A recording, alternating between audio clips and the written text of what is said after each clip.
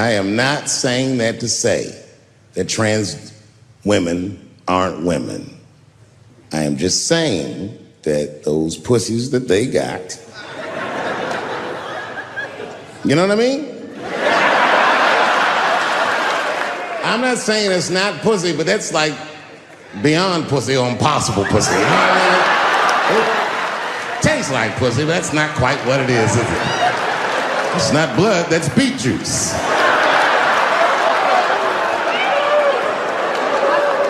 You gotta make life interesting like that, because the shit is flimsy. Life is flimsy. You think you're gonna live forever, you ain't not gonna live forever. It's dangerous out here. We know what's going on. I travel now, you know. I used to think D.C. had the roughest ghettos in the country. Nah, nigga, I have seen some shit now. Oh, there's some rough areas outside of D.C. Yeah, everybody should go to the ghetto. I was taken to the ghetto one time. That's the worst. When you get taken and you're not expecting to go. You know, usually you want to know when you go in the ghetto, like, I'm going to see some wild shit. I got to prepare myself. I'm going to see something crazy. When you're taken, it's different. I had a limousine driver. It was after a show. It was late at night. It was like 3 in the morning. I had a limousine driver. He was a nice guy talking to me and shit. Oh, hey, where you from, dog? D.C.? Word? That's a rough city, man. And his cell phone started ringing. Hold on 1 second. Hello? Oh, what's up, nigga? What? What the fuck? Slow down. What? What the fuck? No! No! No! Fuck that, nigga. Fuck it. I'm on my way.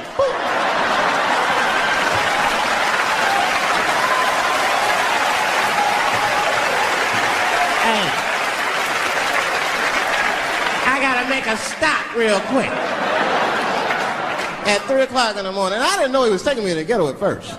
I started looking out the window. I was like, what the fuck? Gun store, liquor store, gun store. Where the fuck are you taking me? This don't look good. He didn't say shit. He just pulled up in front of an old rickety building that looked like a project. Now, I'd never been there before. I'm not sure if it was a project, but it certainly had all the familiar symptoms of a project. A fucking crackhead ran this way.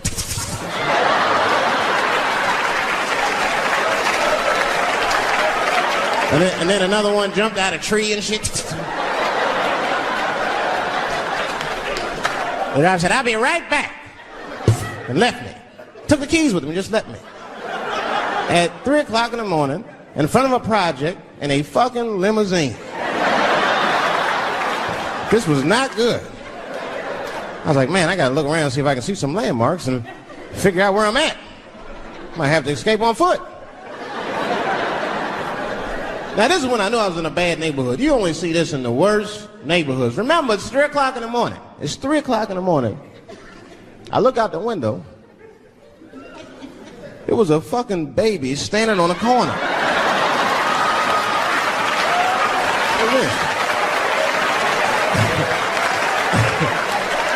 And the baby didn't even look scared. He was just standing there.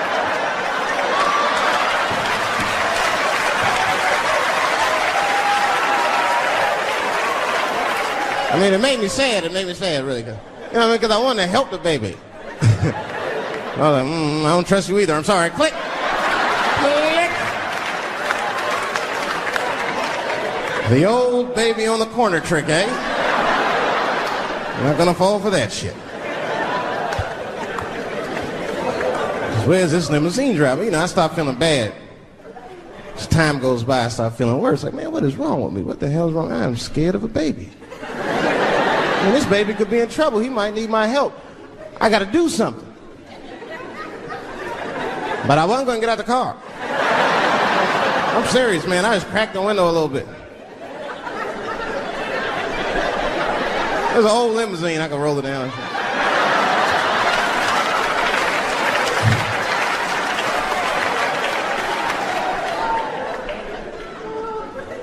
Hey, baby.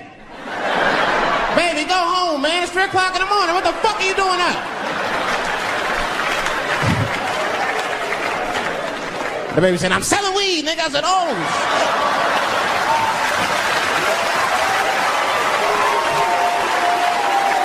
I wasn't expecting that. I'm sorry, I had to buy 2 bags from him to calm my nerves. Let me get 2 20. Got back in the car and rolled me a joint, man. That shit was scary, man. Every once in a while, like a crackhead would come up to the car and look in the window. It was like Jurassic Park and shit. He'd be looking on the car. Hey, get out of here, cracky. That baby was still standing there, man. Then I started feeling bad again. Yeah, weed make you feel guilty sometimes. You know. Man, what is wrong with me, man? I have just bought weed from an infant. I can't condone this kind of behavior. What am I thinking? I can't let the fear ruin my morals. Gotta do something.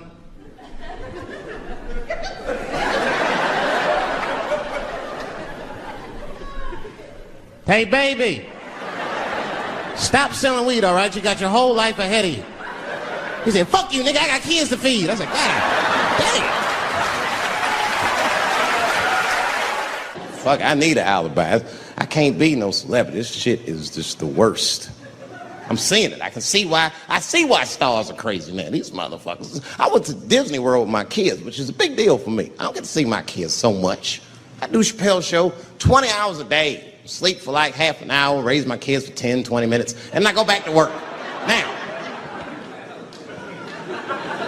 this particular day, I got to hook up with the kids. We went to Disney World. Everybody at the park. Fucking everybody. Hey! Rick James, bitch! Hey, I'm Rick James, bitch. It's like, hey, man, hey. You mind not calling me a bitch in front of my kids? Time out, motherfucker. We take a day off. Even Mickey Mouse did it. I said, this is the most unprofessional shit I have ever seen in my life. Rick James, bitch. Oh, I was fed up. I caught that motherfucker with an uppercut. Pop! Knocked his head clean off. Everybody was screaming. Oh my God, oh my God. Mickey Mouse is Mexican. But everybody's getting along. I see that shit. I see it all around. Blacks and whites don't fight so much. You know who don't have no beef with anybody is Asian people. I see how y'all be doing. Y'all just lay in the cut. Only people Asian people beef with is other Asian people. Like if you call a Korean guy Chinese, I've done this. They will flip out. Hey! What make you think I'm Chinese? I am Korean. I look Chinese. Yes, motherfucker, you do look Chinese. That's why I said it. It's an accident. Nigga, to the untrained eye, you all look Chinese to me. It's a mistake. I'm not trying to offend you. Some people say all black people look alike. We don't get bent out of shape. We normally just call those people police. Okay? Just learn to live with it. That's all I can do. He was one of my first white friends, like, in my life, man. He was a good dude, too. He moved to Silver Spring from Utah, of all places. I guess his family was affiliated with that Mormon church they got down there. And me and him used to hang out. And one day I was at his house. We were just hanging out. And Timmy says, Dave, why don't you stay for dinner tonight? I said, oh, man, I'd love to, but I can't. If I'm not home before dark, my mother will kill me. That was a lie. My mother had several jobs. I hadn't seen her in like 3 or 4 days. And the only reason I lied to Timmy was because at that point in my life, it was my experience that white dinner wasn't delicious.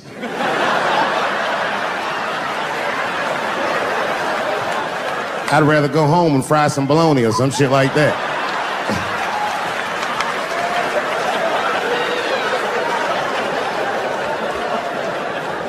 But then old Timmy threw me a curveball I wasn't expecting. He said, oh, it's too bad you can't stay, Dave, because Mom made stovetop stuffing. I said, what the fuck, stovetop? Well, hold on, nigga, let me make some phone calls real quick. I had seen that commercial so many times, I had dreamt of getting my hands on some of that stovetop stuffing. And finally, I met a motherfucker that actually had a box of stovetop in the house. I couldn't miss this opportunity, so I pretended to call my mother. And then I came back and I said, Timmy, you're not gonna believe this great news. Mom said I can stay. And he said, fantastic. He said, why don't you come with me and we'll help set the table and then we can say the blessing. I had no interest in setting this motherfucker's table or saying these crazy ass Mormon prayers. I just wanted that goddamn stuffing. So I told Timmy, I said, you know what? I'd love to help, but let me go wash my hands first. My plan was simple. Wash my hands slowly, and by the time I'm done, the table will be set, the blessing will be said, and all that there will be left to do is eat. Went to the bathroom. I washed my hands very slowly. I must have been in there for about 10 minutes. And suddenly, one of his mothers came to the door.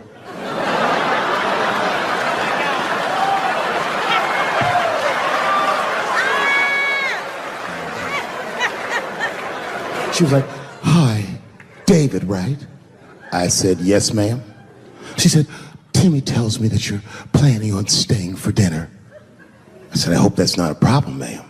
She says, no, it's no problem. In fact, we'd love to have you. It's just that we weren't expecting company. And I'm afraid there's not enough stovetop stuffing for everybody.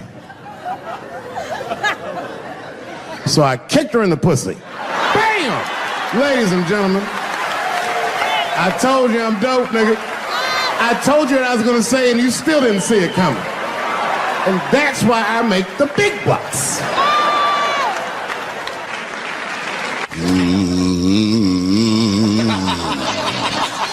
You know, that's just our grandmother used to sing that when she cleaning up. That's a Negro spiritual. Black work song. Not everybody know about that. I know. See, white people, you guys might whistle when you work. You dig? But that's how you can tell what kind of work we're actually doing.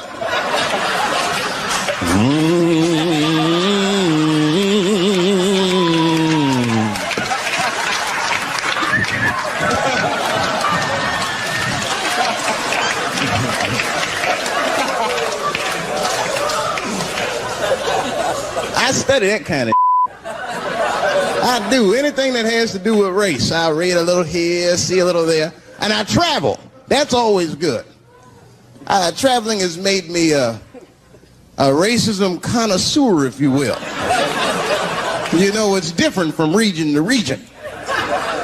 Anyone ever been down south? So you guys know what I'm talking about.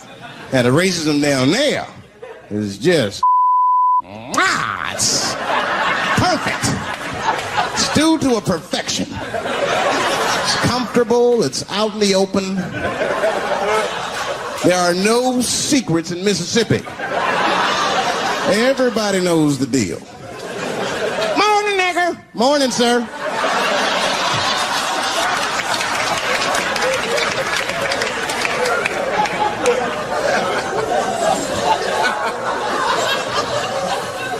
Not up here. You hit the big cities, man, it's different. It's always a secret. And we should do like them. We should keep our shit out in the open, then a little. I mean, with limits. You don't want to say whatever comes to your mind. That might be a little much. White dude be walking down the street minding his business, and the brother walk up to him, hello, you white oppressor, you slave master rapist of Africa. Why, hello, my big lip spear chucking friend. Touche, honky. So, Whitey, what did you do today, huh? Oppress a new land and make the people there Christians against their will?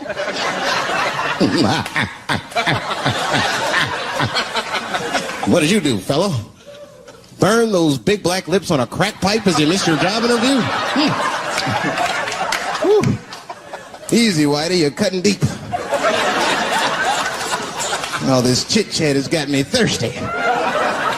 If you will excuse me for a moment, I'm going to go to the Korean store and get something to drink. Ching-a-ling. Hello. You slanted-eyed, ruining the economy in our neighborhood by opening stores and taking the money out the community. Chink. Well, good afternoon, you browse around but never buy anything, suspicious looking nigga. After a while, that might be too much.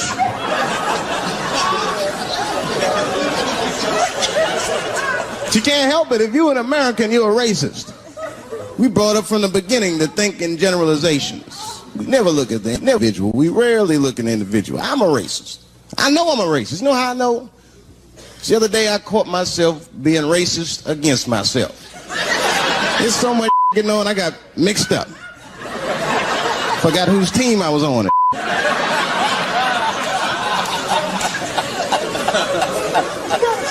One time I was reading the paper, man, this story came on about this guy was suing a department store because they wouldn't let him play Santa Claus, you know, because he's black.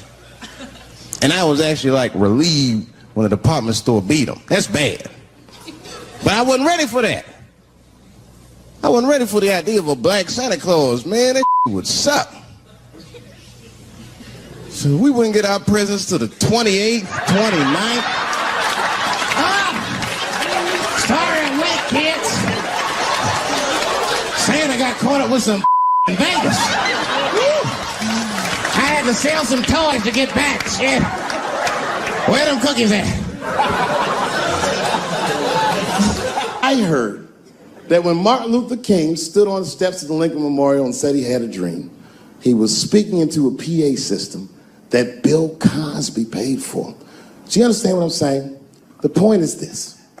He rapes, but he saves. And he saves more than he rapes, but he probably does rape. Thank you very much. Good night. I know it's fucked up, but I tell you the truth. You know, everything's funny. Everything's funny till it happens to you. 3 months, a mere 3 months after that terrible attack that Chris Rock endured, I was on stage at the Hollywood Bowl, and a lunatic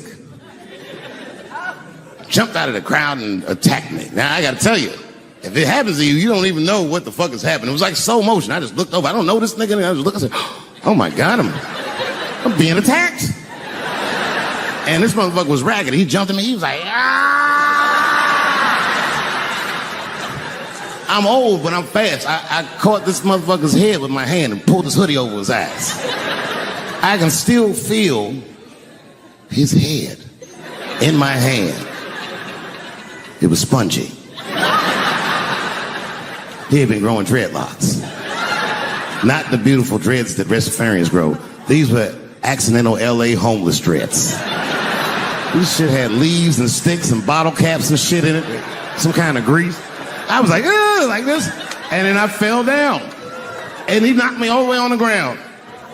And I was like, man, this is a bad situation. I'm like, I don't know if I'm going to die or what's going to happen. But in that moment of vulnerability, you know what occurred to me that had never occurred to me before in my life?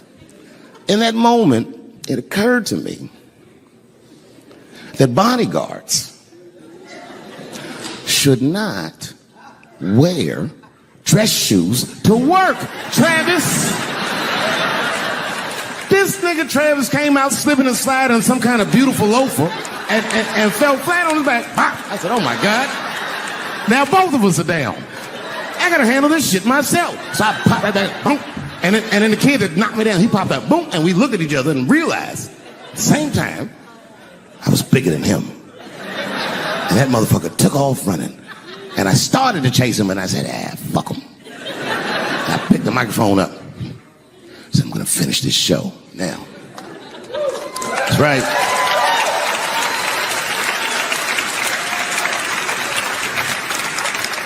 For 3 months before that, I'd been making fun of Chris Rock. And people would ask me all the time. They'd say, Dave, what would you do if you were Chris Rock and Will Smith slapped you in the face? And to this day, the answer is the same. Well, I don't know what I would have done. I've never been in a situation that extreme. But I do know now what Will Smith would not have done. And that is enjoy the rest of his evening. Man, listen. We gave that kid a good while. We was whooping his ass. Not we, I mean, I was on stage trying to think of a joke to tell, but they was beating this nigga up right behind me. Everybody could see it.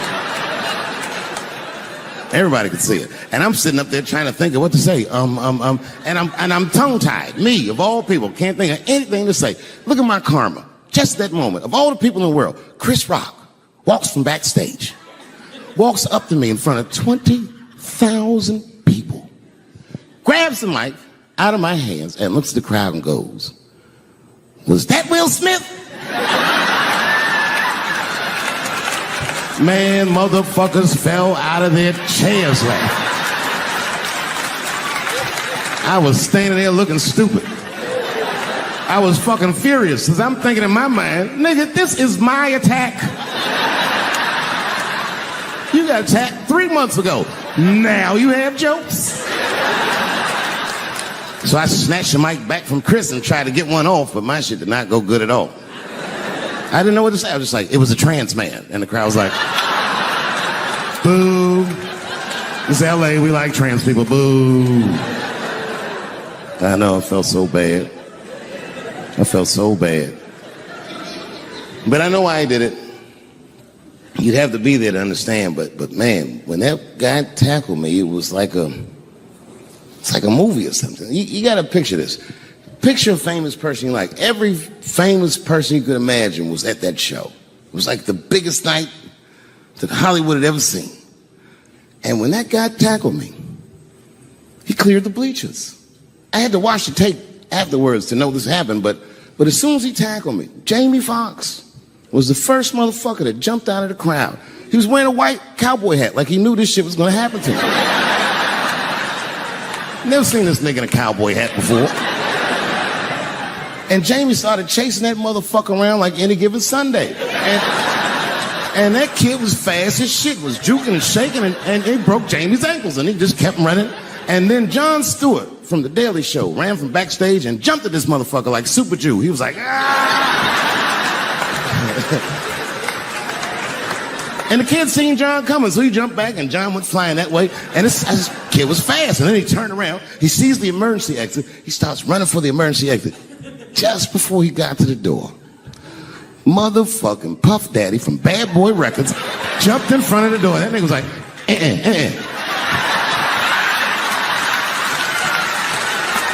Boy, Puffy got that motherfucker. And then every celebrity just ran out because every celebrity saw themselves in me, and they just started beating the fuck out of that kid. And I know Chris was backstage looking like, nobody helped me.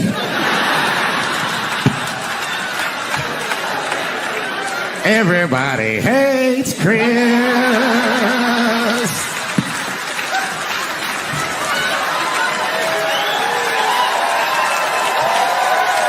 Thank you. Thank you. I like not knowing what's going to happen.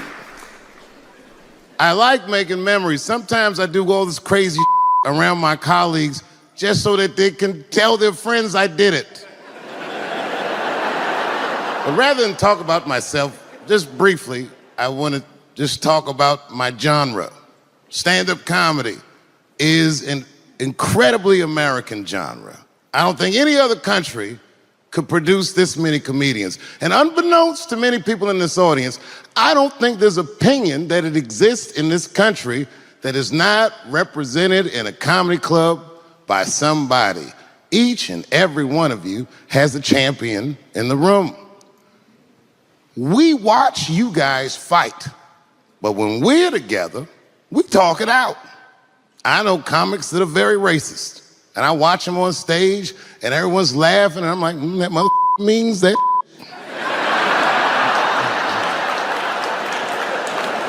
Don't get mad at them, don't hate them. We go upstairs and have a beer, and sometimes I even appreciate the artistry that they paint their racist opinions with.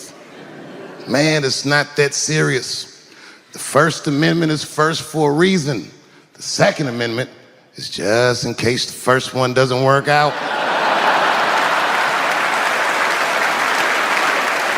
We gotta let some air out of the ball, man. The country's getting a little tight. It doesn't feel like it's ever felt in my lifetime. So tonight, I am honored that my colleagues are here in comedy and in music.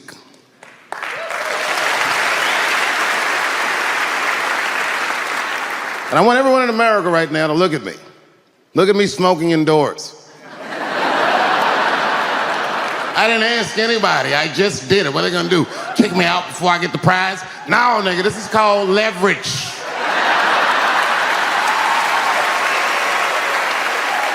The thing that I liked best about tonight was that I saw so many people from different parts of my life, like friends that I grew up with here in DC, friends of mine from Ohio then and now, friends of mine from comedy clubs, all the musicians that blew my mind. You guys have no idea how you inspired me. I want to give a special shout out to my OG, Tony Woods. Miles Davis has a quote. It's one of my favorite. Miles Davis said so much cool but one of the things he said I always loved, he said, it took me years to learn how to play like myself. You know, he would watch other musicians and he would try to play like Dizzy or Bird or all the guys who were great. Tony Woods was my Dizzy and Bird if I was a Miles. I was trying to play like you. You were the first person I ever saw do it absolutely right. You were fearless and you told the truth. There's something so true about this genre, when done correctly, that I will fight anybody that gets a true practitioner of this art form's way, because I know you're wrong. This is the truth, and you are obstructing it. I'm not talking about the content, I'm talking about the art form. Do you understand? Do we have an agreement?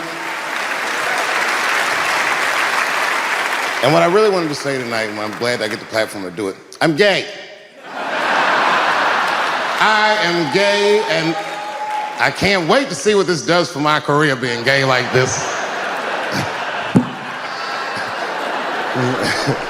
So many special shout outs. One of the main architects of the comeback of the century, my brother and my mentor, the mighty Stan Lathan. I never dreamed that I would be able to work with someone as great as you. These last 5 specials, straight fire. I wouldn't want to do another special with anybody else but you. So eat your mother vegetables and live as long as you can, because we doing a few more of these bitches.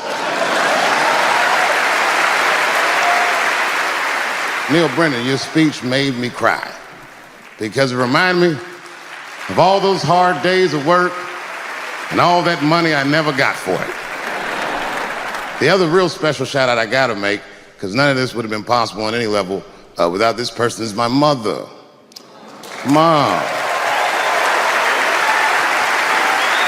My mother. Mom. You have no idea what I put this woman through.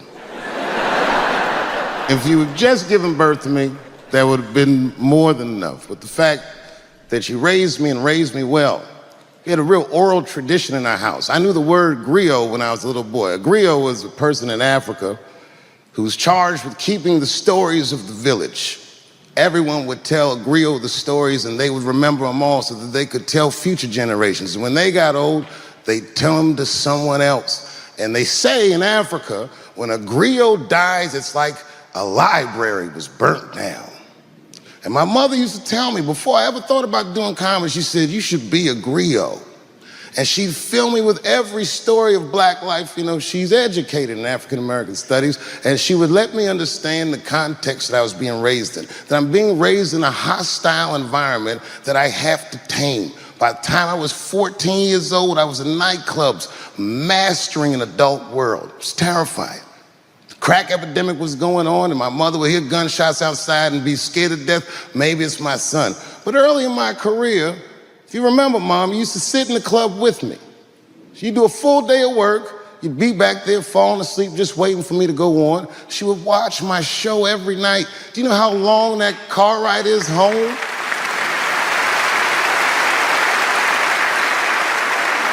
How many of you have ever heard your mother say, jokes were a little too much tonight, son?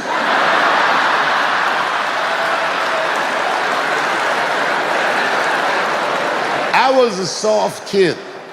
I was sensitive, I'd cry easy, and I would be scared to fist fight. And my mother used to tell me this thing, I don't even know if you remember, but you said this to me more than once. You said, son, sometimes you have to be a lion so you can be the lamb you really are. I talk this like a lion. I'm not afraid of any of you. When it comes word to word, I will gab with the best of them, just so I can chill and be me. And that's why I love my art form, because I understand every practitioner of it. Whether I agree with them or not, I know where they're coming from. They want to be heard. They got something to say. There's something they notice. They just want to be understood. Love this genre. It saved my life. So tonight, Mom, I would like to honor you in a very special way that I cannot do on my own. But because now I'm a man with great and influential friends, I'd like to ask my man Thundercat to come out on the stage. Thundercat, the Mighty Most Def. Washington, D.C., thank you very much for giving me a home and a place to start. Today is officially Dave Chappelle Day in Washington, D.C. The mayor declared it last night.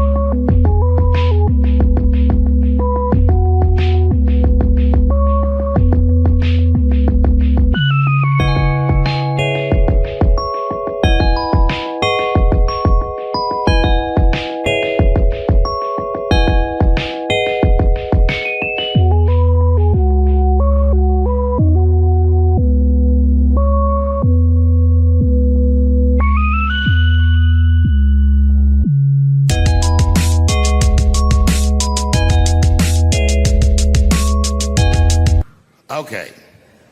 Before I did Killing Them Softly, when I was 22, HBO gave me the biggest opportunity of my life at that time.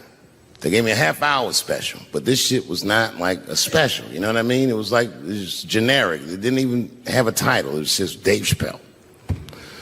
And I shot it in San Francisco at a place called Broadway Studios, which is on the second floor of a building. And beneath Broadway Studios is a nightclub. And the special was only supposed to be 30 minutes. And I got ready, I practiced, I did all the shit I was supposed to do. And the night that I taped, 20 minutes into my 30-minute set, I'll never forget this, music started blasting from the nightclub underneath. You could hear it real loud, and it fucked my whole show up, and I was devastated. I was a young man. I really believed in what I was doing, and I thought that my dream had been killed. So when I got off stage, I ran down the steps to the alley behind Broadway Studios, and where the control trucks are parked, and I kicked that motherfucking door open, and I started yelling at all the producers. I was nobody in show business, just a guy that believed in myself. I said, man, you fucked everything up. That fucking music, what the fuck were you thinking? And there was a guy who was a big-time producer, I ain't saying no names, and he stood up, and he said, hey, kid, sit the fuck down. He said, we didn't ruin anything.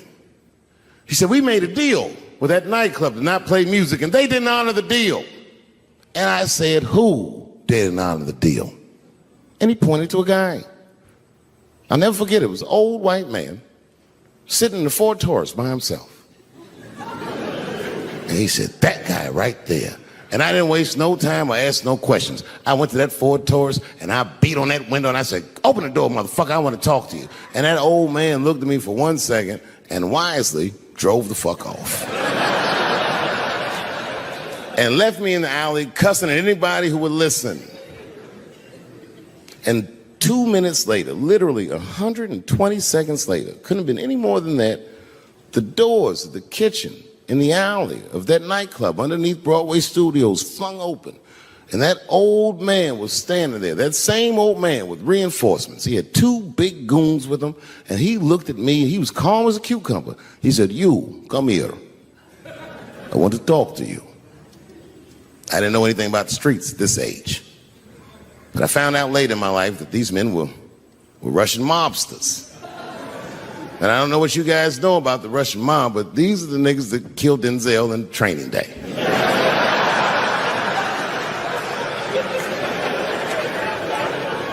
And all the producers knew what I was up against. They said, Dave, do not go in there. And I said, fuck y'all. And I walked right into that kitchen, and they closed the doors behind me, and it got dark as fuck in there. And I knew, I'm not dumb, I knew I was in a bad situation. But you have to understand, I believed in what I was doing, and I didn't give a fuck. Just kept cussing at these motherfuckers, telling them how they ruined my life. And that old man couldn't believe that I was talking all of this shit. And as soon as I took a breath, he stopped me gently. He said, hey, kid, listen. Your friends lied to you. He said, we made a deal, but your friends never paid me. And when he said that, I realized I was locked in the kitchen.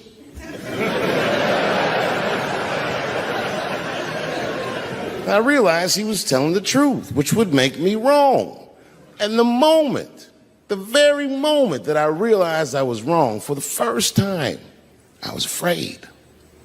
You see, it's a funny thing if you believe you're absolutely right. You can get drunk off the feeling of how right you are. That's why gay people are so mean.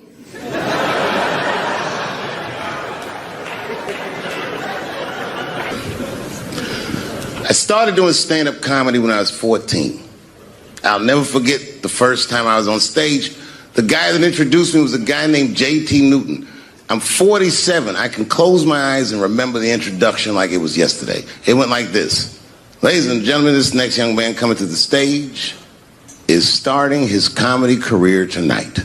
Who knows? We may be witnessing the birth of a star. Please welcome Dave Chappelle.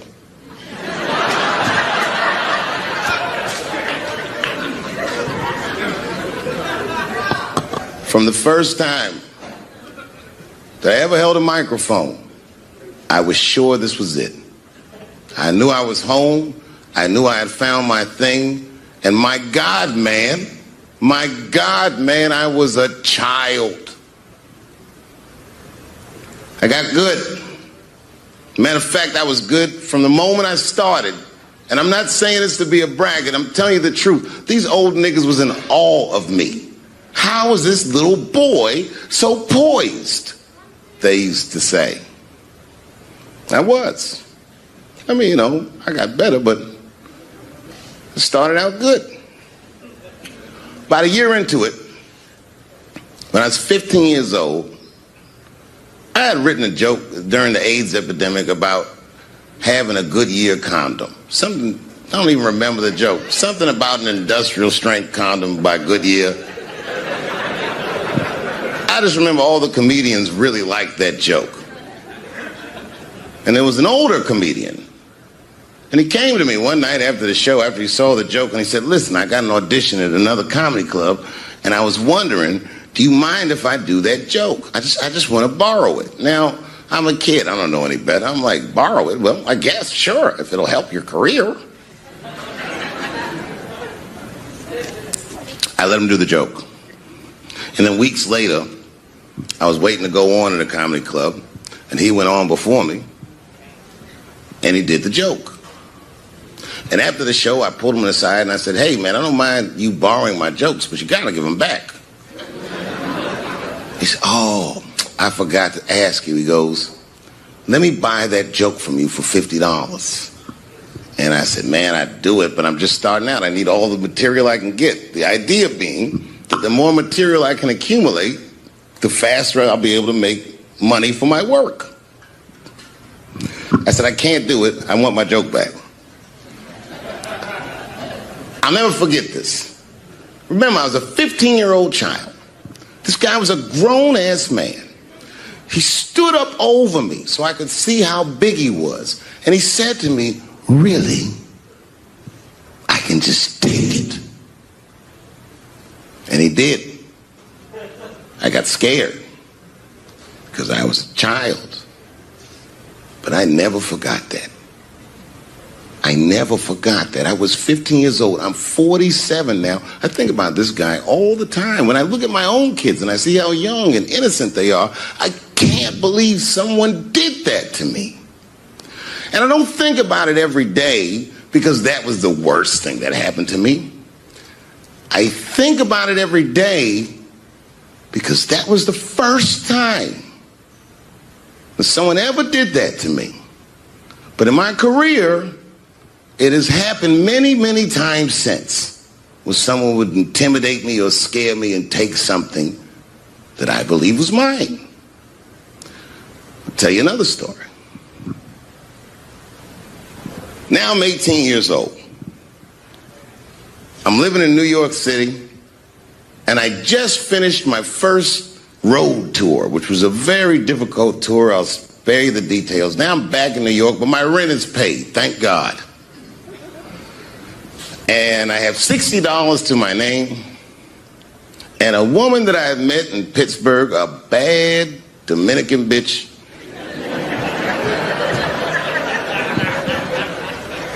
was coming to New York. She was going to spend the weekend with me. I couldn't wait for her to get there. She was coming that evening. But remember, I only had $60 for a whole weekend to entertain a bad bitch. Now I'm walking through Greenwich Village, and I see something I've never seen before. 3-card Monte. You know what that is? Yeah, the guy had the whole thing. The table was set up, and he had the 3 cards, and the crowd was hooting and hollering, and he was like, find the red card, find the red card, and people were playing. Sometimes they win, sometimes they lose, but it was really exciting, and I'm standing there watching it, and I noticed while I'm watching them play this game that the red card, the one you're trying to find, had just a little bend on the corner. And I'm watching it, and I'm like, yo, this guy doesn't seem to know that red card is bent. I'm going to beat this motherfucker. And I walked up to the table, and I said, let me play a hand. And I put my last $60 on that table, and he starts to shuffle and find the red card, find the red card. And I kept watching that bent card go around the table, make sure I kept my eyes on that bent card. And when he stopped shuffling, and he said, find the red card, I pointed to it with confidence. Here it is right here. And he flipped it over, and it was black. And he took my money. I couldn't fucking believe that. How did this nigga do that? Was that magic or sorcery? I was confused. So you know what I did? I sat there, and I watched him for a real long time play the game. And I realized that all those people who was doing all that hooting and hollering and betting, my God, they were his friends. They were in on the whole thing. I felt so wronged. I felt so stupid. And then the next sucker came up to the table and was about to put his money down. And I said, fuck that, man. Don't put your money there. All these niggas is in on it. It's a trick. And when I said that, the guy that was dealing, and this motherfucker was huge, snatched me up by my collar. Feel how strong he was when he grabbed me. I was a skinny little guy. And he was gonna maul me. The only reason he didn't, I'm sure, is because he saw the fear in my face. And that fear, he looked at me. I saw his eyes go from hard to soft. He softened. Then he looked at me like the way a father would look at a child. And he said to me, young man, don't ever come between a man and his meal. I never forgot that either. Most niggas would have to run the streets for years to learn a lesson that profound. It took me 2 seconds. Never get between somebody and their paper. Taking a man's livelihood away from him is akin to killing him.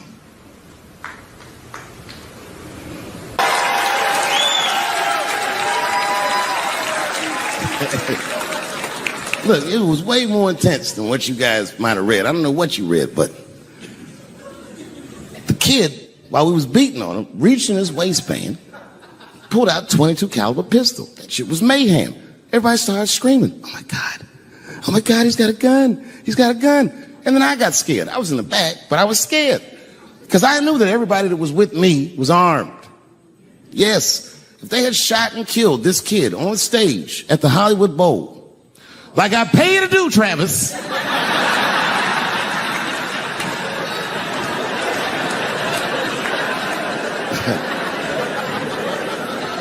but Travis G'd up. Travis wrestled the gun out of the kid's hand, and then he took it like this and tried to chamber the round, and he couldn't. So he pulled the trigger, and it wasn't a gun. A knife blade popped out of the front. I guess this kid was going to stab me. Some scary shit. So the next night, even though I didn't have a show, I said, I got to get right back on stage. And I went and did a show. And someone in the audience screamed out, Dave, what happened with the attack? And I didn't know there was journalists in the room. All I said was that this nigga had a knife that identified as a gun. I got 6 more weeks of bad press for that joke. I didn't even do nothing to this nigga. That's not right. That was not right. And then the New York Post went to the jail and interviewed my attacker like he was some kind of hero. And I read that interview. Turns out the entire attack was my fault. Yes, I triggered him. I didn't mean to. I had done jokes about the homeless.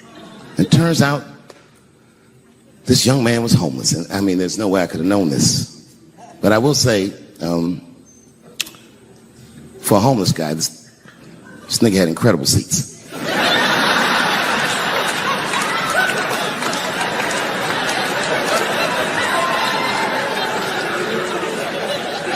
Oh, and they said I triggered him because I had done LBGTQ jokes, and it turns out this fellow was a bee.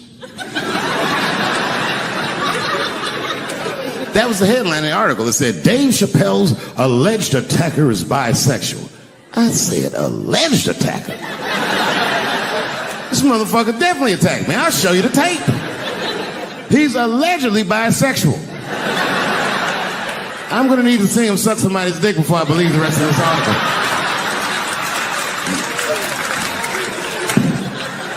I read that shit in the paper. I was horrified. I said, oh, bisexual? I could have been.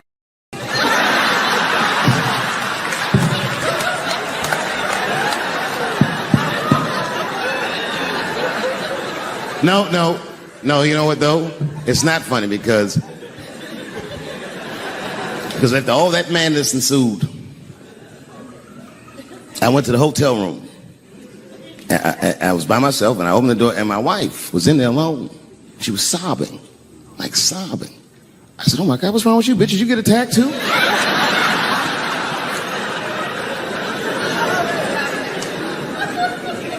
And she's crying. She said, oh my God, David. She said, if you had died tonight, me and the kids would have nothing.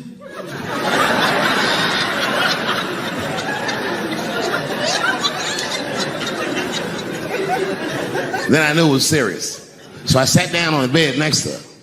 And I reached in my pocket, I pulled some keys out that she had never seen before. She said, what are those keys? And I gently placed them in her hands. I said, sweetheart, those are the keys to my safe deposit box. God forbid anything ever happen to me. But if it does, don't even worry about it. You and the kids have everything you need in that box. I've already taken care of it. And she was looking at them keys, and I could see her mind realize what we were actually talking about. And then she just started crying harder. And to be honest with you, that made me cry a little bit too. And we hugged each other real tight.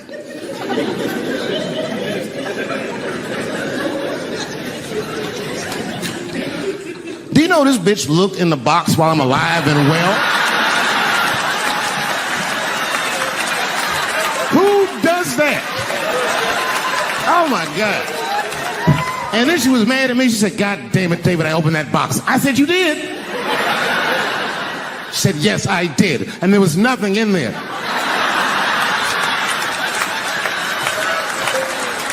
I said, nothing? Oh. said, nothing except your stupid joke book. I said, whoosh. He said, well, sweetie, look. If you tell those jokes exactly how they're written, you and the kids should be fine. They're really good jokes.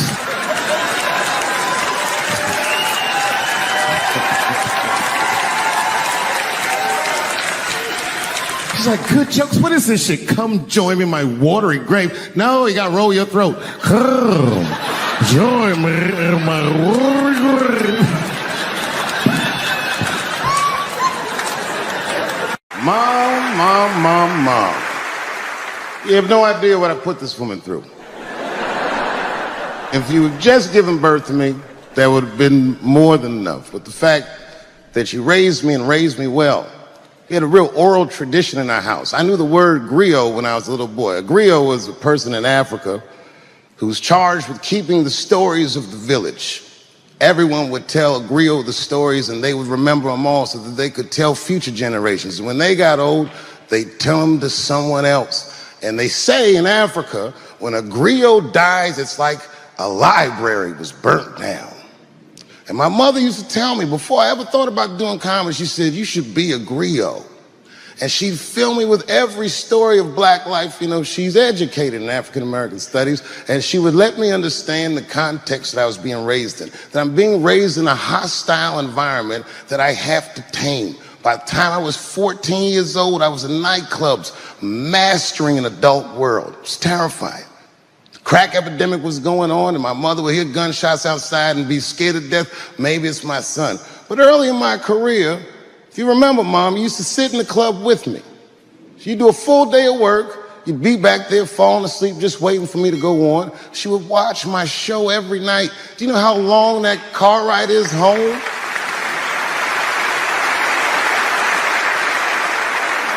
How many of you have ever heard your mother say, pussy jokes were a little too much tonight, son?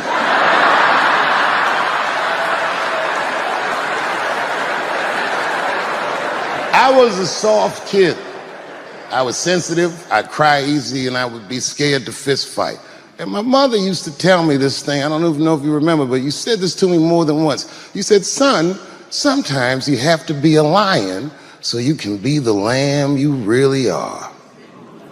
What is happening in Hollywood that a guy that tough will be on the street waving a gun, screaming, they are trying to kill me? Yeah. What's going on? Why is Dave Chappelle going to Africa? Why does Mariah Carey make a $100 million deal and take her clothes off on TRL? A weak person cannot get to sit here and talk to you. Ain't no weak people talking to you. So what is happening in Hollywood? Nobody knows. The worst thing to call somebody is crazy, is dismissive. I don't understand this person, so they're crazy. That's bullshit. These people are not crazy. They're strong people. Maybe the environment is a little sick.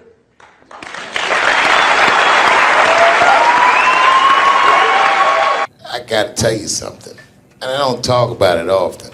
Have you ever worked all your life for something and have it not work out? That happened to me. It was tough. Think about it. I was gone for 12 years. It's not a little bit of time. It was hell. I watched other niggas that I knew become very famous. I watched the world go on without me. I mourned the loss of it. And after a while, I didn't care. Coming back was terrifying. I understand what I am. I really do, more than anybody. Like when they write about me in history, I'll be dead reading it like, yeah, I knew they'd say that. I swear to God, this might be the noblest of professions. Robin Williams had a bar that I loved. He said, comedy is the only job you can have where you can use everything you know. And that's true. You can use more than you know. You can use what you think.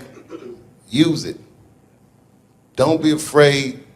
Don't let these bitch-ass niggas button your lip. I watched one of these nature shows one time, and they were talking about how a bushman finds water when it's scarce. And they do what's called a salt trap. I didn't know this. Apparently baboons love salt. Okay. So they put a lump of salt in a hole and they wait for the baboon. The baboon comes, sticks his hand in the hole, grabs the salt makes his hand bigger, and he's trapped, he can't get his hand out. Now if he's smart, all he does is let go of the salt. Baboon doesn't want to let go of the salt. Then the bushman just comes, takes the baboon, throws him in the cage, and gives him all the salt he wants. And then the baboon gets thirsty, the bushman lets him out the cage. The first place the baboon runs to is water, bushman follows him, and they both drink to their fill. And in that analogy, I felt like the baboon. But I was smart enough to let go. I think that America needs an honest discourse with itself. It's like the greatest country in the world by default. You know what I mean? But we could actually be the greatest country that ever existed if we were just honest about who we are and what we are and where we want to go, and if we learn how to have that discourse. Things like racism are institutionalized. It's systemic. You might not know any bigots. You feel like, well, I don't hate black people, so I'm not a racist. But you benefit from racism just by the merit of the color of your skin. There's opportunities that you have. You're privileged in ways that you may not even realize because you haven't been deprived in certain ways. We need to talk about these things in order for them to change. I do the show. I walk down the street, black people like it, white people, the generations, it doesn't matter, because it needs to be talked about. It's like the elephant in the living room that nobody says anything about. So when the Bigsby thing came out, there was a lady from Texas that called Comedy Central, I mean, damn near 100 times. She was furious with me. I wasn't mad at her for being mad at me. It's like, okay, that's good, you know. Not good that she's mad at me, but she's entitled to her opinion. And maybe she's right. I don't know. I just thought it was funny. That's what I did. I'm a comedian, man. That's how I look at the world, and that's what I'm spitting out. So I don't judge people or not like people for thinking. People that I love tell me I go too far sometimes. Maybe I went too far, but I did it. You know. And plus, the only way you know where the line is to cross it. And I think that what is life if nobody's crossing the line? You just want to try to be on the right side of history, and sometimes what's going on in the immediate present is not as important as the long term. The truth is permanent, and then everything else fall by the wayside. I want to say one thing today just made me think about. For all the things that I've done, I'm most renowned for what I didn't do. I've made decisions in my career that a lot of people have called insane.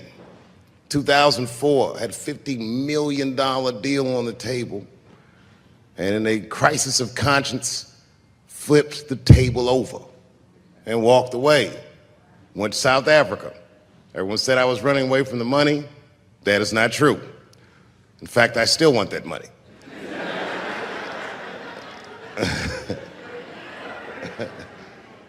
The idea that I wanted to just share with you guys is the idea that sometimes you do what you think is best, whether anybody understands it or not. I heard a story about my father where someone told me he used to do statistics for a company in D.C. The company he did statistics for started doing business with the South African government, so he quit his job.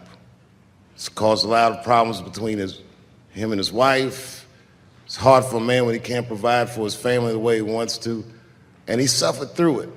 And a generation later, when I had my crisis of conscience, I was able to go to a free South Africa and get away from the heat.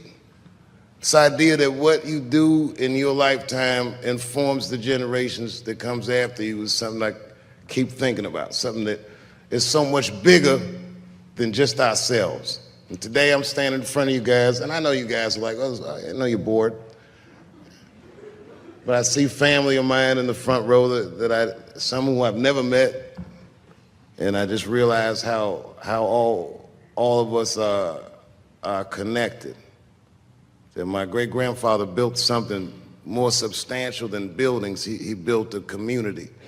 And he built, more importantly than a community, he built a way. You know, so I'm very grateful. Very grateful. Hello, police.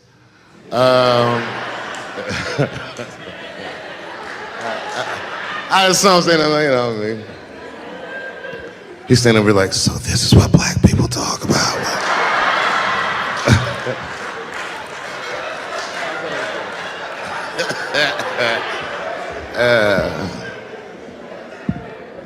I just want you guys to remember, you know, that right now there's this thing where ethics aren't what they used to be. This idea that people are trying to replace the ideas of good and bad with better or worse. And that is incorrect. You gotta keep your ethics intact because good and bad is a compass that helps you find the way. And a person that only does what's better or worse is the easiest type of person to control. They are a mouse in a maze that just finds the cheese. But the one who knows about good and bad will realize that he's in a maze.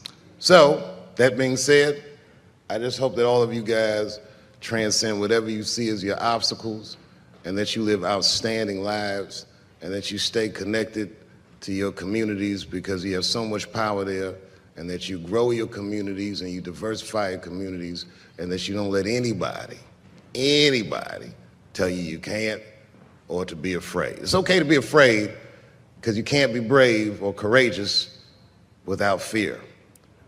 The idea of being courageous is that even though you're scared, you just do the right thing anyway. So in 2004, I walked away from $50 million, and in November, I made a deal for $60 million. So,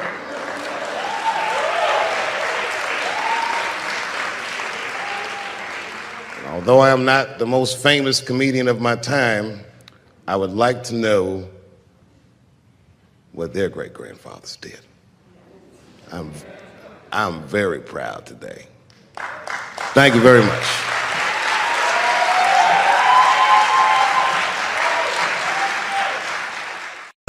Oh, buddy, I'm in trouble now.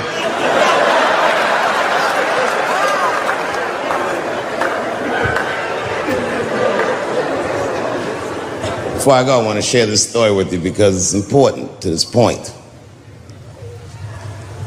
I want your community to know that one of the coolest people I ever met was a transgender woman. And this is not a man that I knew that became a woman. This woman was trans when I met her.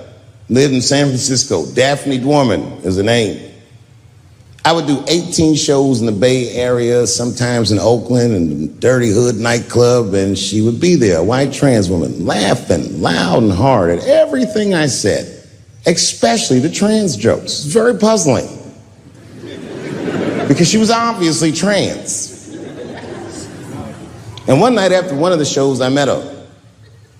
And what it was, turns out, it was her dream to be a comedian, and I was her hero. It's very moving. I could not dislike somebody that felt that way about me. We became fast friends. And when I made that special Sticks and Stones, right as it was coming out, I happened to be in San Francisco, and I wanted to do a show, but I needed an opening act. And I remembered that trans woman I had met. So I called her on the phone. And I called her myself. I said, hey, Daphne, this is Dave Chappelle. She couldn't believe it. And I go, I'm in San Francisco. And then she started saying a bunch of wild stuff. I was like, relax now. I don't want any pussy. I was, I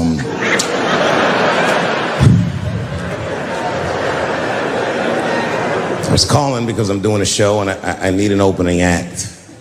And I was wondering if you'd open the show. And she was like, fuck yeah. Now, I didn't know this at the time. But this woman had only done stand-up comedy 8 times in her life. This is little to no experience. And now she's about to open a show for what many call the GOAT.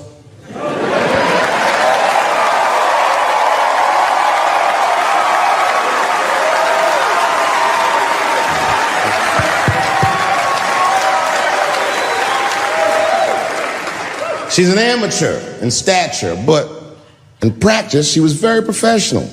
She showed up early, which is something I appreciate because I like people to be on time. She was dressed to the motherfucking nines. I mean, I'm transphobic, and even I was like, you look nice.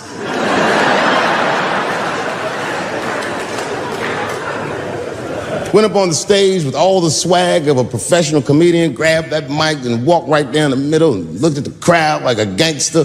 Man, you should have seen her work. This bitch bombed for 45 minutes straight. And I am not exaggerating, young man. That show was terrible. Stunk. Stunk. And then she brings me on, and you know, I was like a glass of water after a handful of salt. The crowd was happy to see me. I was killing it. But here's what impressed me.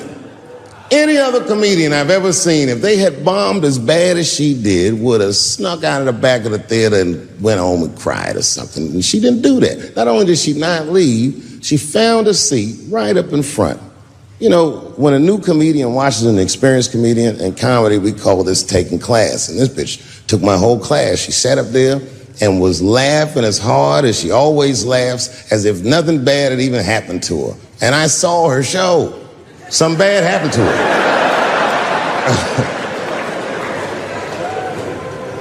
She was drunk. So she starts talking to me while I'm on stage. But the way a person would talk to a television when they were alone. She was talking to me like that. That didn't bother me because I knew her. But the crowd didn't like that shit at all because she sucked. And a guy in the back of the room stood up, and Daphne's hair was dyed blonde at the time, and the guy screamed out, and his energy felt wild as fuck. He said, "Hey, Daphne!" And everybody kind of clamped, like got tense. We didn't know if it was a heckler or active shooter. And he said, "Does the carpet match the drapes?" Yeah, it was fucked up. The whole crowd kind of groaned because it was so, like, mean. Everybody groaned except for Daphne. She kind of laughed, which was weird. And then she didn't even look all the way back. She said, "Sir, I don't have carpets. I have hardwood floors." Just like that. Just like that. And boy, when she said that shit, it blew the roof off the place. Cut through all the tension. With that one joke, she made up for 45 minutes of a stinker of a show. And after that, she could do no wrong. And I kept on rocking. She kept on talking to me. And then the show became something cooler than a show. It became like a conversation between a black man and a white trans woman, and we started getting to the bottom of shit. All them questions that you think about that you'd be afraid to ask, I was just asking them, and she was answering them, and her answers were funny as shit. The crowd was falling out of their chairs. And at the end of the show, I go, "Oh, Daphne," I said, "Well, that was fun." I go, "I love you to death, but I have no fucking idea what you're talking about." The whole crowd laughed, except for Daphne. Now she looks at me like I'm not her friend anymore. Like I'm something bigger than me, like I'm the whole world and the guy. And she said, "I don't need you to understand me." I said, "What?" She said, "I just need you to believe," just like this, she goes, "that I'm having a human experience." And when she said it, the whole crowd kind of gasped. And I gave it a Fight Club look. I said, "I believe you, bitch." Because she didn't say anything about pronouns. She didn't say anything about me being in trouble. She said, "Just believe I'm a person and I'm going through it." And oh, I believe you because it takes one to know one.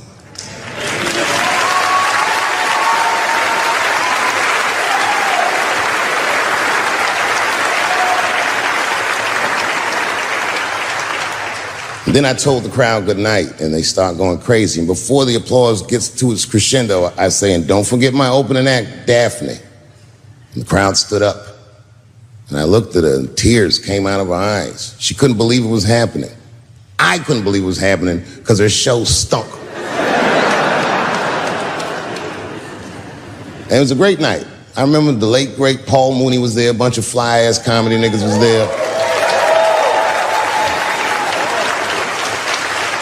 And we all went backstage and was just drinking and talking shit and laughing, and Daphne stole the room. She had everyone cracking up, spinning the yarn, telling us all these crazy stories about shit she be into. We all laughing real hard, and as she's telling us and everyone's laughing, I'm looking around, I'm like, oh my God, she is funny. I pulled her aside and I said, you're hilarious. I didn't know that when you were on stage. I said, you're doing some things wrong, but I can help you. I said, anytime I'm in San Francisco, why don't you open the show for me, and I'll just try to give you some pointers, see if you can't work this thing out. And she said, are you serious? I was like, yeah. And she grabbed me real tight, hugged me, squeezed me, and I pushed her off violently because I'm transphobic. I said, boundaries, bitch.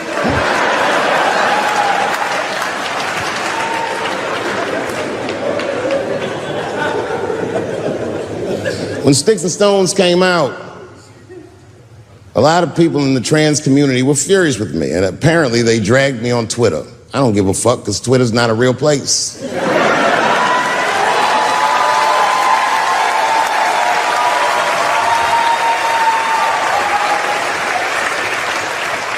And the hardest thing for a person to do is go against their tribe if they disagree with their tribe, but Daphne did that for me. She wrote a tweet that was very beautiful, and what she said was almost exactly what she said. She said, punching down on someone requires you to think less of them. And I know him, and he doesn't. He doesn't punch up, he doesn't punch down, he punches lines, and he's a master at his craft. That's what she said.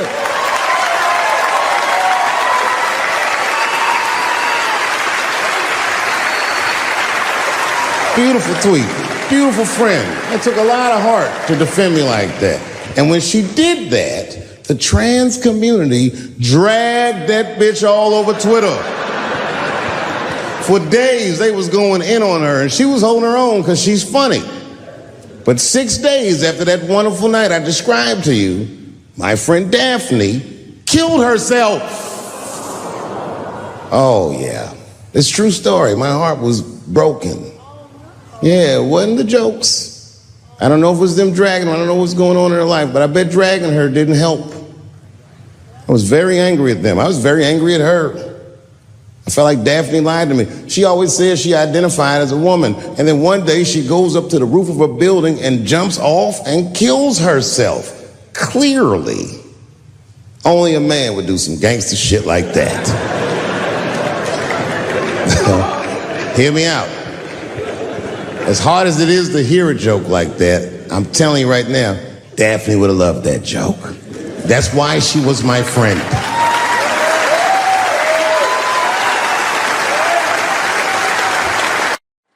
Well, I have some very bad news for the people in the front rows.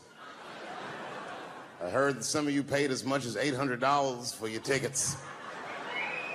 Sadly, I did this same show a couple weeks ago in Atlanta for $60 a head. Can you imagine? Nigga, you could have flown to Atlanta, got a hotel, had some dinner, and came back, and you still have a little money left over, niggas. Paid way too much just to see me in this gay-ass neighborhood. All right, let me roll up my sleeves and tell these pussy jokes. Will told me to say there hasn't been this many pussy references in this room since Cats was here.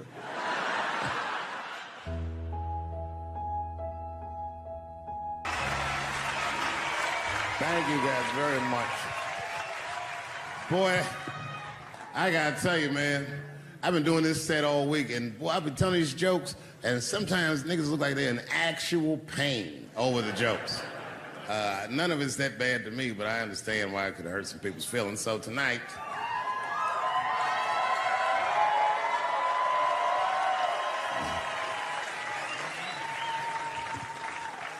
I'm gonna give you an opportunity that I rarely give anybody. I'm gonna let you say whatever it is you need to say to my face, or ask me whatever it is you wanna know. But there are no dumb questions allowed. If you ask a stupid question, you'll be asked to leave. Nah, I'm just kidding. Go ahead. Everyone relax. Come on. Oh, yes, sir, in the front. 2 questions. How often do you write? And can I have a secret? All right. First, you may have a cigarette, but remember, this is not jail, motherfucker. This lady right here. I have a question. Do you remember this scene? Oh, I do remember that. Ma'am, I'm gonna have to ask you to leave. That's a terrible question. This gentleman in the front with the salmon-colored shirt on. I was wondering if you had any advice for young comedians that you generally give, and Are you thinking of doing comedy? I've never done it before, but watching you has made me want to try it.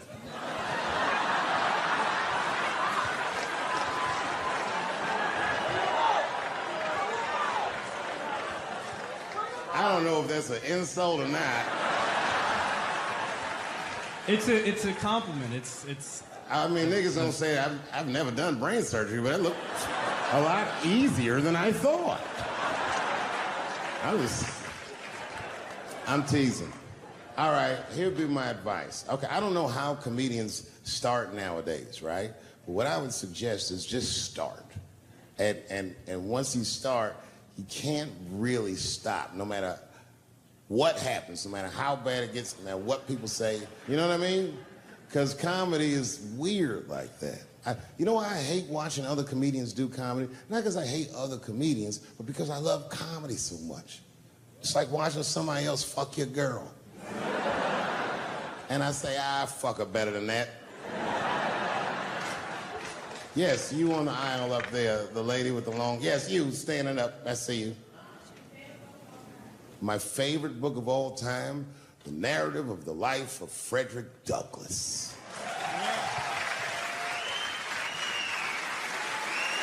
That guy with the baseball hat. Marry, fuck, kill, Michelle, Rihanna, Oprah. Wait, who's Michelle? Oh, Obama. Well, sir, you're putting me in quite the pickle. I can't say I'll fuck Michelle Obama. That's insane. Well, I guess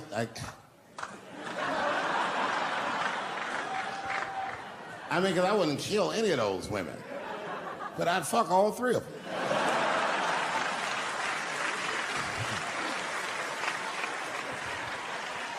The gentleman in the blue Oxford standing up. Tell us the story with Charlie Murphy. Tell a story about Charlie Murphy? Or your favorite. Boy, there's so many good Charlie Murphys. You know, the thing with Charlie Murphy is he used to just make us laugh all the time. And I used to ask him about all the old Hollywood shit I was curious about. Like when they used to accuse Michael Jackson, I remember asking once, I go, Charlie, do you think Michael Jackson actually did those things? And he said, let me ask you a question, Dave. He said, say it is illegal to fuck women. How long are you staying out of jail? So God bless Charlie Murphy, wherever you are. Charlie, I love you. Who do you think is going to win the 2020 election? All right, I'm going to put a pin in this, but I'll tell you right now, fella, I don't know, but I think Trump has a better shot than a lot of people would like to think. I'm just saying, it all depends on how the left talks. The way we're talking is not going to win the fucking ball game. Donald Trump's over there on the right, grabbing handfuls of pussy. Joe Biden can't even smell hair over here. Fuck this side.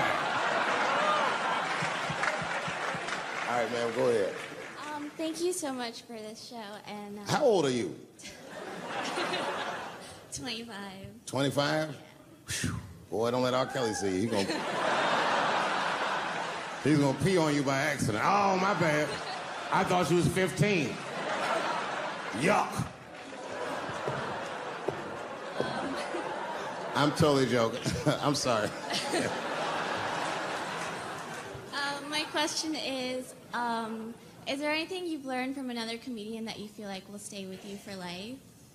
I tell you what, miss, that's a good question. Yes, is the short answer. A longer version of it is this. I was raised by comedians. I started doing stand-up when I was 14. The other day, I went to a comedian's funeral, and I realized as we was putting this motherfucker in the ground that these people are at least as influential to me as my family. I rock with these niggas till the wheel falls off. We fight and we fuss and we are jealous of each other and we get mad at each other, but my life wouldn't have been what it was without each and every one of them, and I consider them my family. That's the answer. My favorite club in America is a club in San Francisco called the Punchlines. It's a very small room. It's a 200-seat room. And I was working out the material that was going to be the show tonight. I still hadn't figured out exactly how to say what I wanted to say, but I was doing pretty good. And I was doing some Me Too jokes. And a woman stood up from the audience and she was crying. Clearly, it was a white woman. She says to me, you can't say that. It's 200-seat room, it's a very small room. I'm like, what the fuck are you, like, miss, are you okay? What are you doing? She says, you can't say that. I said, yes, I can, it's my show. I'll say whatever the fuck I want. I was like, ooh, like this. And then she gets up from the table and she starts making a big, like, show of just pushing through the aisles and all this stuff. And there's like a curtain right before the front door. And she gets to the curtain and she's crying. It's fucking crazy. She says, I'm sorry I was raped. It's a fucking comedy club. It's like loud farting getting out of an elevator. Nothing funny can happen in here. Now I'm trapped in a room with this woman's fucking stink.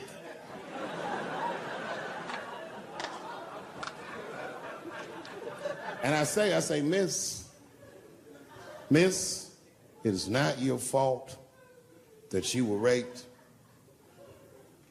but it's not mine either. Ta-ta, bitch, like this. She storms out. Now the room is very uncomfortable, but I managed to get the crowd back. But I'm like, a little traumatized. Same show, there's a trans woman sitting in the audience. This is a true story. This was like a few weeks ago. I did 6 shows that weekend. This trans woman came to 4 of them. Calls herself Daphne. Man, this chick Daphne was in there cracking the fuck up at everything I said about everybody. It was amazing. She was laughing, and it was fun to watch her laugh. You could tell she was letting go with something that was heavy, and she'd throw her head back, and she'd smile with all her teeth. She was having a great time.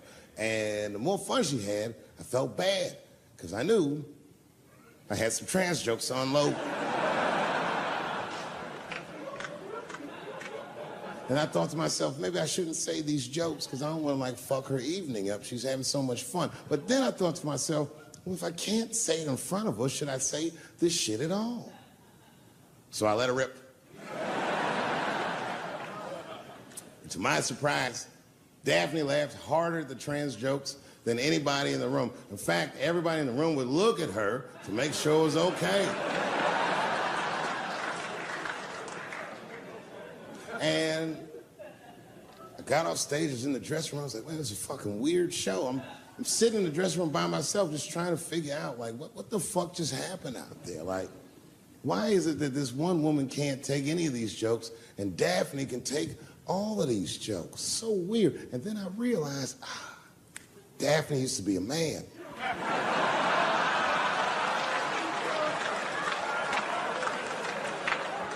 So now I go out of the dressing room and like you can see like all the staff was there like cleaning the club up, the audience had gone, and sitting at the bar by herself was Daphne. And she's like, hey, Dave, come join me for a drink. And I don't want her to think that I'm transphobic or nothing, so I'm like, fuck, I guess I could have at least a drink. And we get some tequila and we're sitting there. And she was fucking cool. Turns out that Daphne, she wants to be a comedian. She was asking me for advice and I told her advice and all that shit. And then she says to me, she says, boy, you sure do get a bad rap for your trans jokes. I said, Daphne, thank you, but you don't have to say that. I hope I didn't offend you. She goes, no. She said, in fact, I read about you in the New York Times. I said, you did? She said, yeah. She said, I thought it was interesting that they blamed you for R. Kelly. They said you normalized him for telling jokes about him. I go, yeah, they said that. She goes, I wonder why they never said that you normalized transgenders by telling jokes about us. And I'd never thought about that. It never occurred to me. And we started making out. And then, like, I reached up just to see what it felt like. I was like, what? And it felt like pussy, didn't it? It was just like, go ahead, ask me a question. What the fuck you gonna do if Trump get reelected? What am I gonna do if Trump gets reelected? Probably get a significant tax break.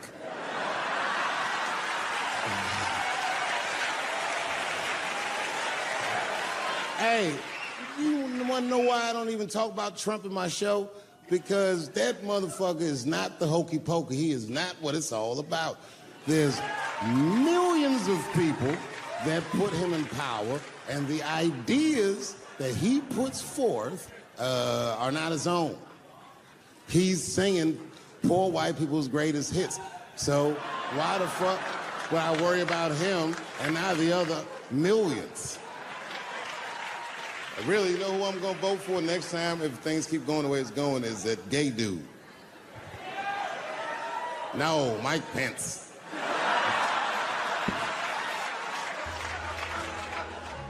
Now, this is the same club, the Punchline. This is 15 years ago, and I had just gotten back from my infamous South Africa trip. And I came to the Punchline just to cheer myself up. It's a safe place where I could tell some jokes. And I find out that this comedian I know, Chris Tucker, who's in all those Rush Hour movies, I find out that Chris is in San Francisco too at some charity event. So I call him, I'm like, yo, I just saw you at some charity event. I said, I'm doing a show at the Punchline. Why don't you come by the club after your event? And he's like, cool, Dave. I thought you was dead, nigga. I'll come by. He says, is it okay if I bring some friends? Because, you know, I'm with a lot of people.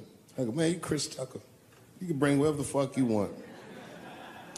And then I show up to the club late that night. I walk into the dressing room, and sitting in the dressing room is Gavin Newsom, who at the time was the mayor of San Francisco, but now he's the governor of California. And sitting next to him was Kamala Harris, who at the time was the DA of San Francisco. Now she's the senator from California that's front-running on the Democratic ticket. And sitting next to her was Al Gore. It's fucking weird. And sitting next to Al Gore was the guys from Google, Sergey, and I don't know how to say these. All right.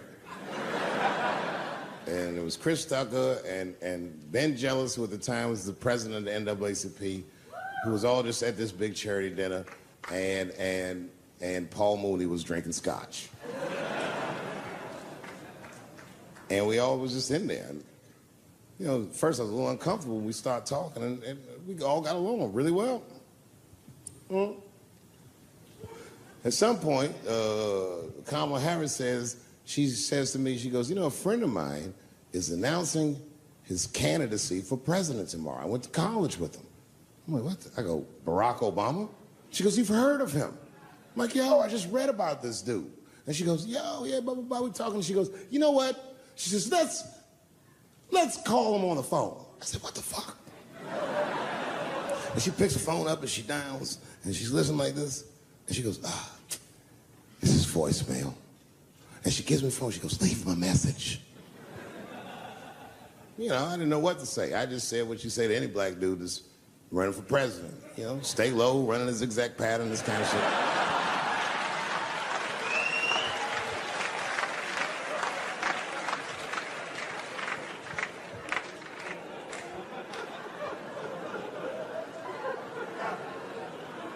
And then the last thing I say is, you know what? I said, sir, I really do believe you can do this. Like, man, I'm wishing you luck.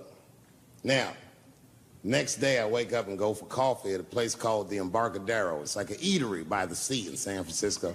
And I'm walking to the coffee shop, and there's a police line, and I can't cross the tape. But then I figure, fuck it, I'm Dave Chappelle, so I go into the thing like this.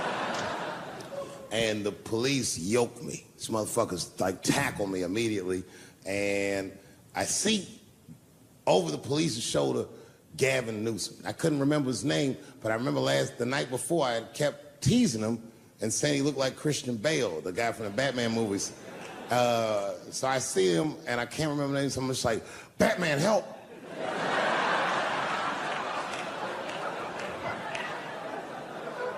And he stops. He's like, Dave? And then the police see that the mayor knows me, so they all like, oh, sorry about that. And he's like, hey, back up, everybody. And he just picks me up. He's like, I'm really sorry about that. I'm like, I'm fine, don't worry about it. And he's like, listen, I'm here with Prince. Would you like to meet him? I'm like, I know Prince. That's my nigga. And we go around the corner, and it was Prince Charles, the Prince of England. I didn't know the protocol of meeting royalty. You're not supposed to touch him. I dapped him up like a nigga. My nigga. Ah. Just hugging him and shit like this, dapping him up. Like this. And that nigga was cool, too. I was like, it's really fucking weird. And then I was just out there in the upside down, not having no TV show, trying to figure life out. And the election was going on in the background. And this guy, Barack Obama, was picking up steam. This motherfucker was killing it. And I had a chance to go to the last debate on the Democratic ticket, and I went. It's me and Chris Tucker sitting in Myrtle Beach, South Carolina. It's the last three candidates. It was Barack Obama, John Edwards, and Hillary Clinton. Now, Obama's a lot taller than Edwards and Clinton, and he had the center podium. And at one point, they're all on stage, and they start fussing, and Obama goes, look, none of us are perfect, like this. And his hands was like this, and there was light shining behind his head, and the other two candidates was looking up at the nigga, and I was sitting in the audience like, this nigga looks like Jesus.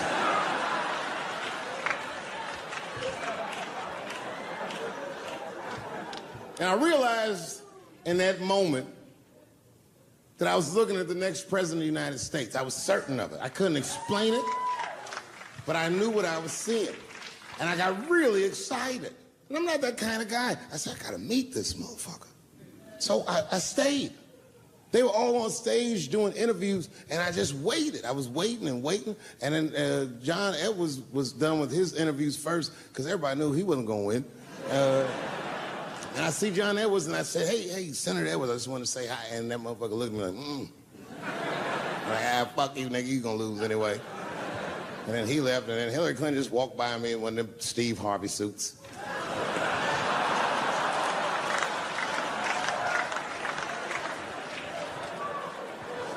But Obama was taking forever. Everybody wanted to talk to him. When I knew the media saw exactly what I saw, there was no question about it. That was the guy. I waited and I waited, and finally, it must have been over an hour and a half, he finishes his last interview. He's like, well, thank you very much. Good talking to you. And he turns around, and we make eye contact. He sees me, and when he sees me, he looks over, he goes, Dave Chappelle. And Obama did me the same way I did Prince Charles. He dapped me out like, and he like bro hugged me, and he pulled me in, and I'll never forget this. He said in my ear, I got your message. Thank you very much, New York. 30 years in this industry. Yeah, man, you know, it's funny. So my youngest son is 14 now. That's how old I was when I started. You know, I'm 44 now. I look at him, and I think all the things that were going on around me at that time and what it was like starting, and now I can't imagine that that's what happened. But at the time, it felt very natural, and it felt very safe, even though it was not. Yeah, I mean, but I'm just grateful, man. Like, to be able to do something like this for 30 years, I gotta be one of the luckiest people alive, man. Like, I don't know that I've ever really had any other job. How old were you when you made your first TV development deal? 19. My mother and my grandmother were freaked out. You know, I was the first person in my family not to go to college that had not been a slave. Right.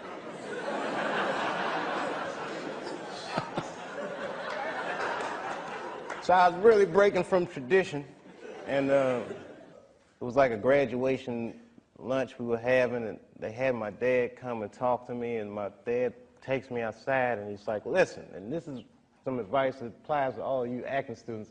He says, to be an actor is a lonely life. Everybody wants to make it, and you might not make it. And I said to my dad, well, that depends on what making it is, Dad. He was a smart-ass kid. Yeah. It depends on what making it is, Dad. He says, what do you mean? I said, well, you're a teacher. I said, if I could make a teacher salary doing comedy, I think that's better than being a teacher. And he started laughing. He said, if you keep that attitude, I think you should go. He said, but name your price in the beginning. If it ever gets more expensive than the price you name, get out of there. Mm-hmm. Thus, Africa.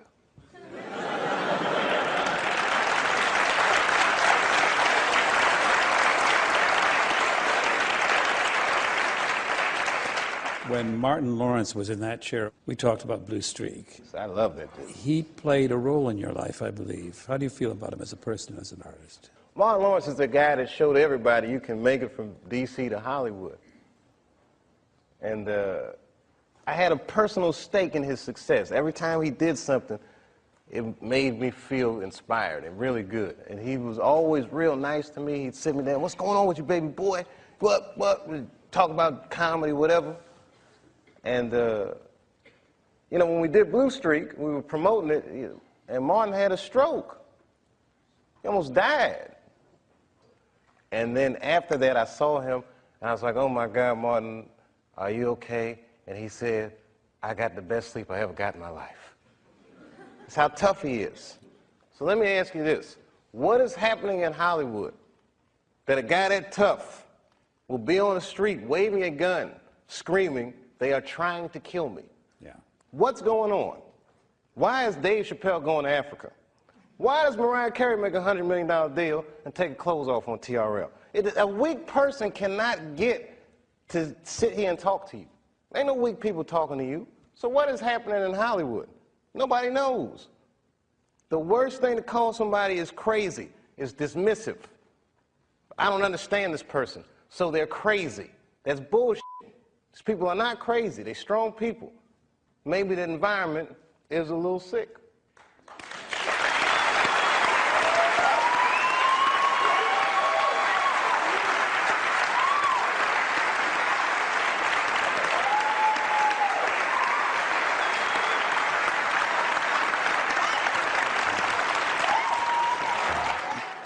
You know, in the past, I used to always tell a lot of jokes about white people.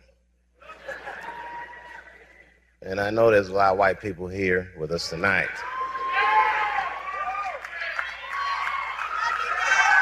Good evening, whites. Everybody knows what it's like to be embarrassed or to be feel marginalized. The implication is authority.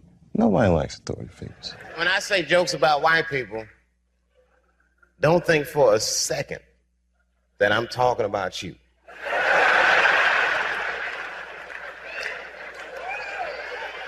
Don't forget, I almost had $50 million once. When you make enough money in America, they'll pull back the curtain and introduce you to the real white people.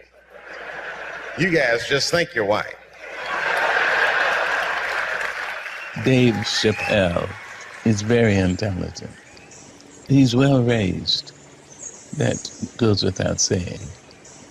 A person who is well raised knows to respect the elders. It doesn't mean that you have to agree with anything, even a little bit of what the elder says, but you respect the elder for surviving. It's so much bigger than money, though, Dave. It's so much bigger than money. Oh, no, it was bigger than money. But you know what? I watched one of these nature shows one time, and they were talking about how a bushman finds water when it's scarce. Uh-huh. And they do what's called a salt trap. I didn't know this. Apparently baboons love salt. Okay. So they put a lump of salt in a hole, and they wait for the baboon. The baboon comes, sticks his hand in the hole, grabs the salt makes his hand bigger, and he's trapped. He can't get his hand out. Now, if he's smart, all he does is let go of the salt. Baboon doesn't want to let go of the salt. Then the bushman just comes, takes the baboon, throws him in the cage, and gives him all the salt he wants. And then the baboon gets thirsty. The bushman lets him out the cage. The first place the baboon runs to is water. Bushman follows him, and they both drink to their fill. And in that analogy, I felt like the baboon. But I was smart enough to let go of the salt. well, veteran of comedy, people look to you to kind of clear the fog that we as Americans go through. I know you take that seriously, but is that a big burden on you that people look to you for clarity, they look for you for truth?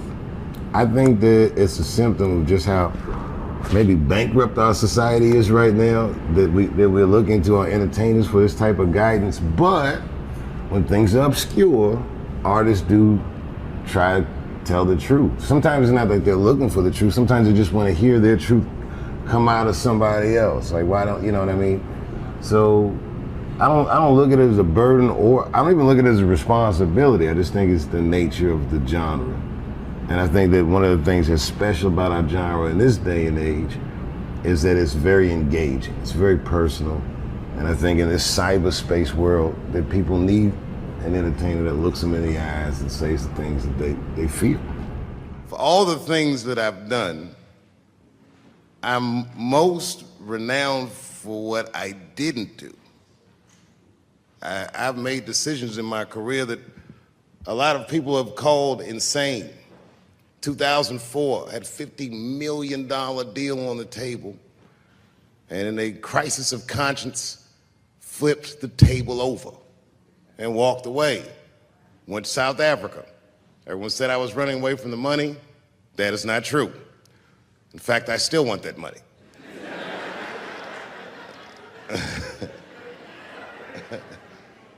The idea that I wanted to just share with you guys is the idea that sometimes you do what you think is best, whether anybody understands it or not. I heard a story about my father where someone told me he used to do statistics for a company in DC. The company he did statistics for started doing business with the South African government, so he quit his job. It's caused a lot of problems between him and his wife. It's hard for a man when he can't provide for his family the way he wants to, and he suffered through it. And a generation later, when I had my crisis of conscience, I was able to go to a free South Africa and get away from the heat. This idea that what you do in your lifetime informs the generations that comes after you is something I keep thinking about, something that is so much bigger than just ourselves. I just want you guys to remember, you know, that right now there's this thing where ethics aren't what they used to be. This idea that people are trying to replace the ideas of good and bad with better or worse. And that is incorrect. You gotta keep your ethics intact because good and bad is a compass that helps you find the way. And a person that only does what's better or worse is the easiest type of person to control. They are a mouse in a maze that just finds the cheese. But the one who knows about good and bad will realize that he's in a maze. This is my last question for you. You don't do many sit-down TV interviews. Why is that? Because so much of an answer depends on how you feel any given day. But it lives forever. That your opinions about things can change, your view of yourself can change, and yet this is on a permanent record. Like Donald Trump, he complains about it because someone can look at him and say, well, you said in 1984 that this, that, or the other, and that's the cross you have to bear when you engage the press. And more important than that, I talk for a living, so I don't want to blather about me blathering. You know what I mean? I'd rather just do it.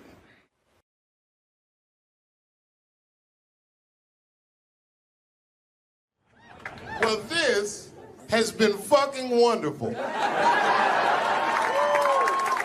I don't know what to say, man. I don't even want this night to end.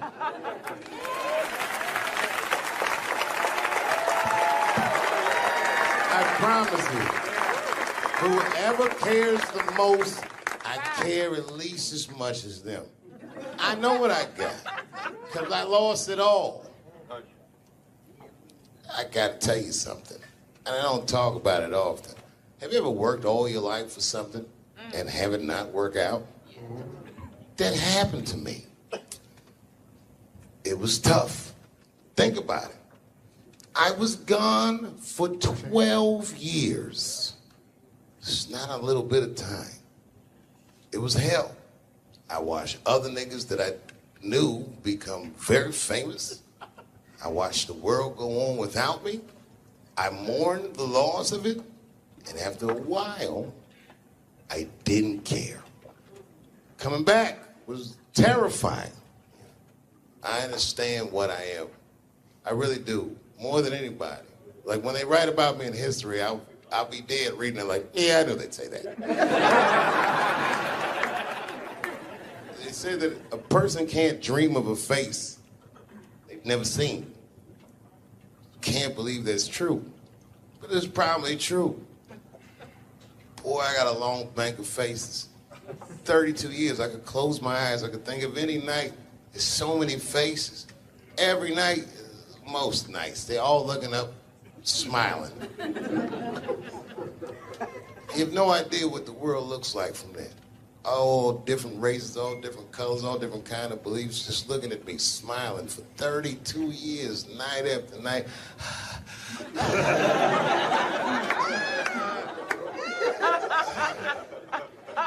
No comedian take that for granted. I swear to God, this might be the noblest of professions. Robin Williams had a bar that I loved. He said comedy is the only job you can have where you can use everything you know. And that's true. You can use more than you know. You can use what you think. Use it. Don't be afraid. Don't let these bitch-ass niggas button your lip. Say it anyway.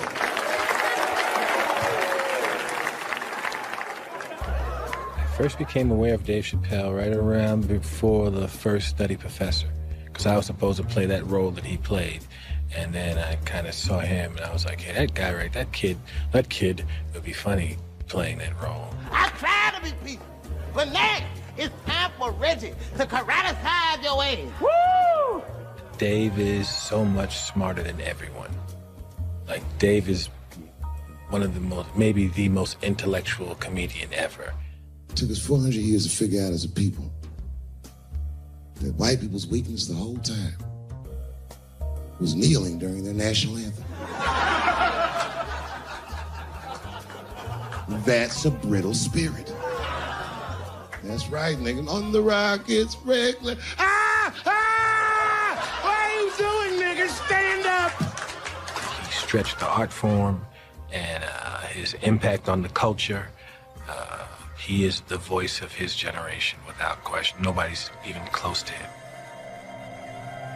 Thinking? No, I've had to learn, and that's where Dave Chappelle has been a wonderful friend and mentor. What did Chappelle say to you that helped you with that? Chappelle said to me, we were doing a show at Radio City together. It was during his run. Right. And I was on one of the shows, and he said to me, I said, man, what am I going to tell these? Because I was like, I'm going to do comedy before Dave Chappelle. I was like, Dave, what am I even doing here? And Dave said, and I said, I don't even know if I'm funny enough to be here. I said, you're nice. And I think I'm a really funny guy, but what am I doing here? And Dave said, look, man. He said, you don't understand something. He said, you're not here because you're funny. He says, I know 100 funny motherfuckers out there.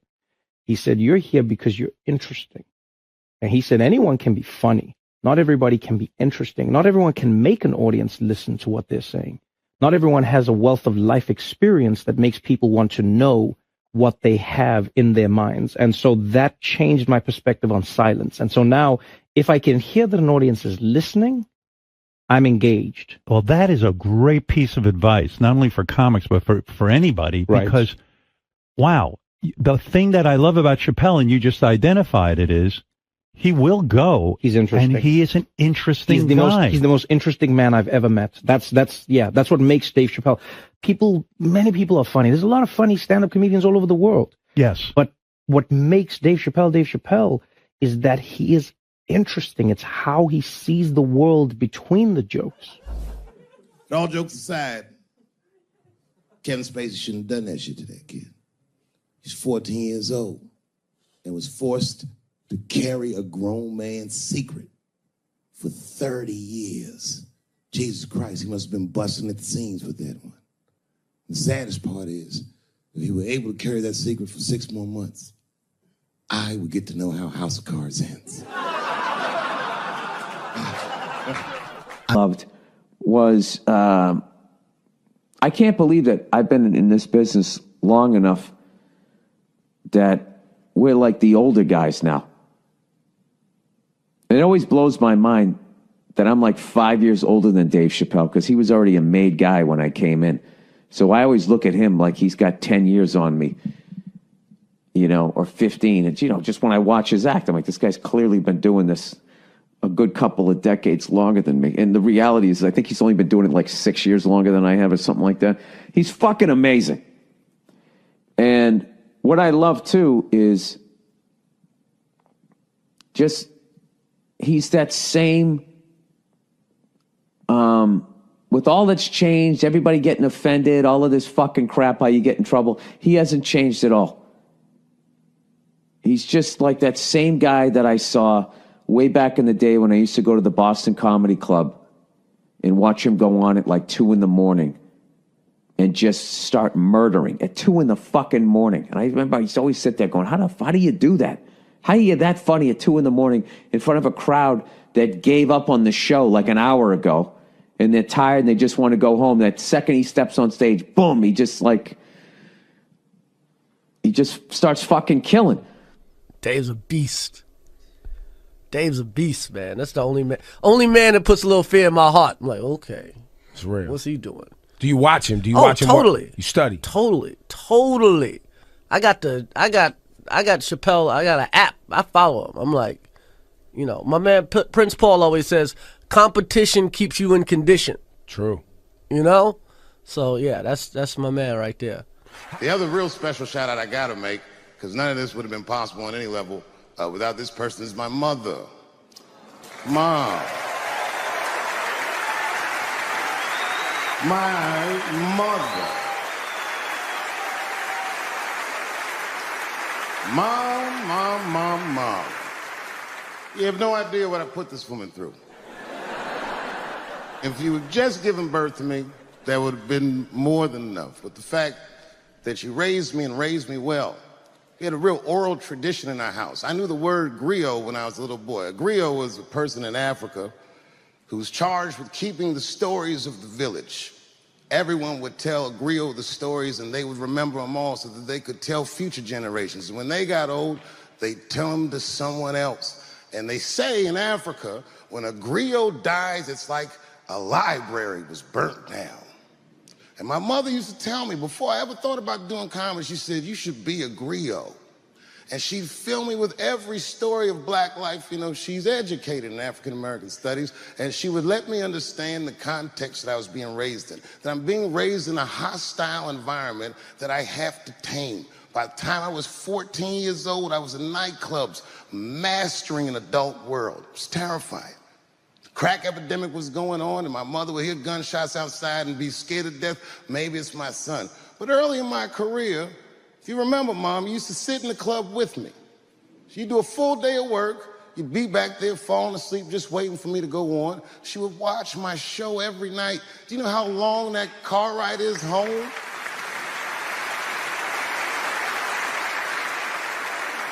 How many of you have ever heard your mother say, pussy jokes were a little too much tonight, son?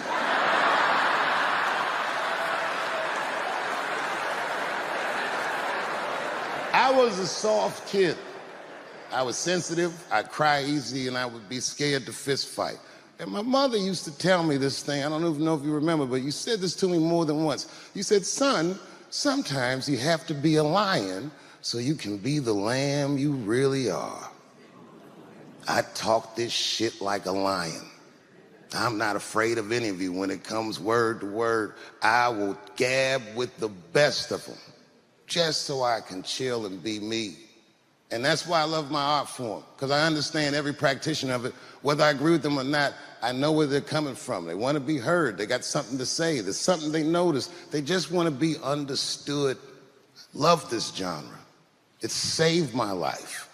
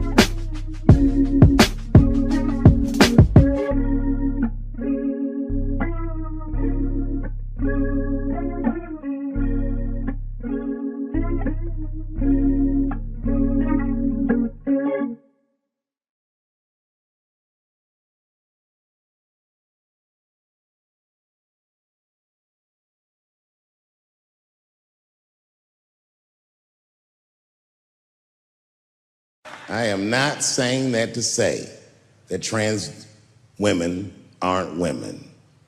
I am just saying that those pussies that they got, you know what I mean? I'm not saying it's not pussy, but that's like beyond pussy or impossible pussy. You know what I mean? It tastes like pussy, but that's not quite what it is it? It's not blood, that's beet juice.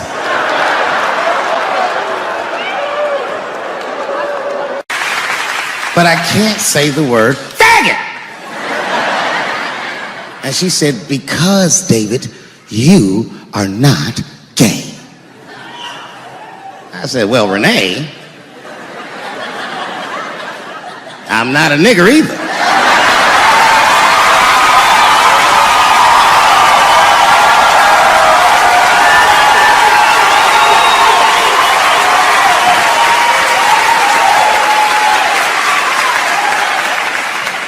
But you see, what I didn't realize at the time and what Kevin had to learn the hard way is we were breaking an unwritten and unspoken rule of show business. And if I say it, you'll know that I'm telling you the truth. The rule is that no matter what you do in your artistic expression, you are never, ever allowed to upset the alphabet people. You know who I mean. Those people that took 20% of the alphabet for themselves. I'd say the letters, but I don't want to conjure their anger. It's too late now. I'm talking about them L's and them B's and them G's and the T's. People be surprised. I have friends, all kinds of letters. Everybody loves me and I love everybody. I got friends who are L's, I got friends who are B's, and I got friends who are G's. But the T's hate my fucking guts.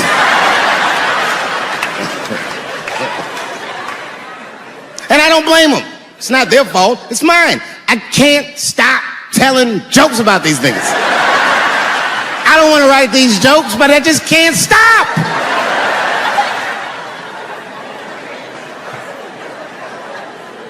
You know, you hear all those letters together all the time, LBGT, LBGT, and you think it's just one big movement. It's not.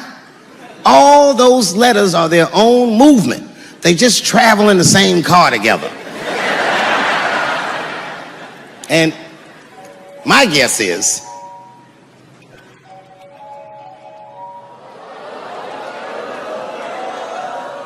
what is this, high school? This nigga probably got a babysitter or something. Go on and answer your phone, nigga. Just get that shit out of here. I'm in the middle of something important. Wouldn't it be funny if we made fun of him? He's like, and he went outside like, hello? Mama's dead. Oh no! Mama's dead.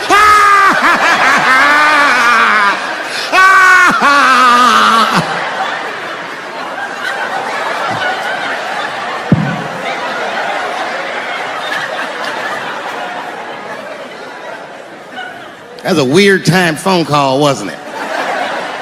It's like his phone is gay.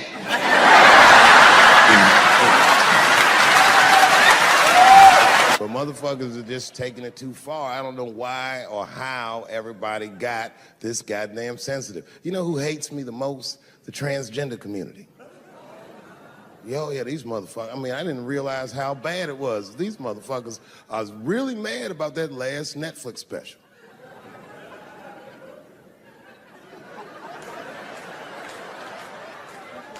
It's tough, man. I don't know what to do about it because I like them. I always have. Never had a problem with them. You know, just fucking around. As a matter of fact, I think I make fun of everybody. And I mean, as a group of people, they have to admit, it's kind of fucking hilarious, man. I'm sorry, bro. It's like, I've never seen somebody in such a hilarious predicament not have a sense of humor about it. They're born feeling like there's something other than they're born as, and that's kind of funny, you know? I mean, it's funny if it's not happening to you. It's like that white black bitch that's in the news all the time. Rachel Dolezal. She's a white woman, but then she dressed up like a nigga and shot her way up to the very top of blackness. And I always wanted to meet her just so I could understand. I just wanted to like have dinner with her so I could just look in her eyes and call her a nigger to her face.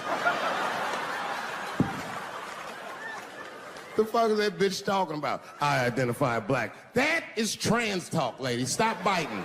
Stop biting. There's a big difference between her and a trans. The difference between her and a trans is I believe transgenders. I don't understand them either, but I know they mean what they say. Them niggas cut their dicks off. That's all the proof I need. I've never seen somebody just throw their dick away. Don't need it.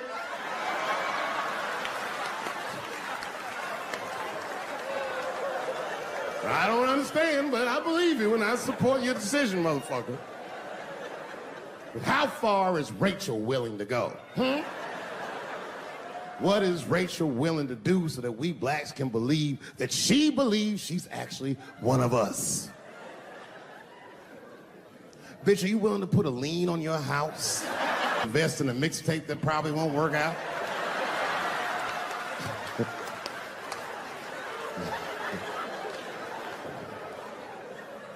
She didn't even change her name. Didn't even change her name. Her name is Rachel. I can't believe in that name. If you want my support, you're gonna have to change your name to the blackest shit I've ever heard. Bitch, you're gonna have to change your name to Draymond Green. I don't know a blacker name than that. That shit is black on paper. If you type Draymond Green into Airbnb, that shit will log off automatically.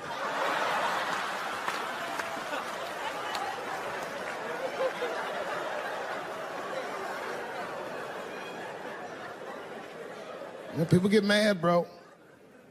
People get mad about everything I say. I was doing a show. I was in Portland, Oregon, and I was checked in a hotel under the name Charles Edward Cheese.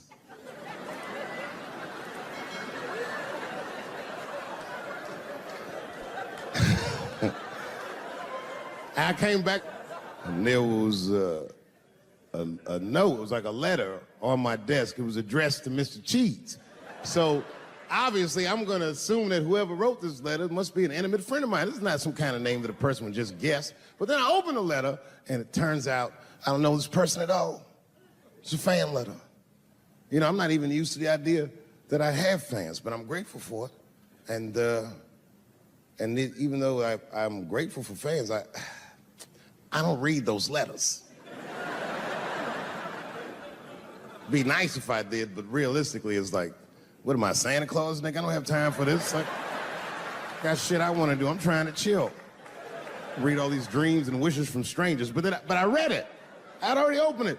So I just read the whole letter. And you know what, man? Whoever wrote this letter truly loves me.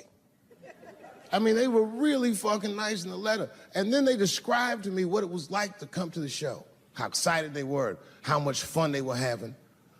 And then they said that when I got to my jokes about transgenders, that they were, quote, devastated.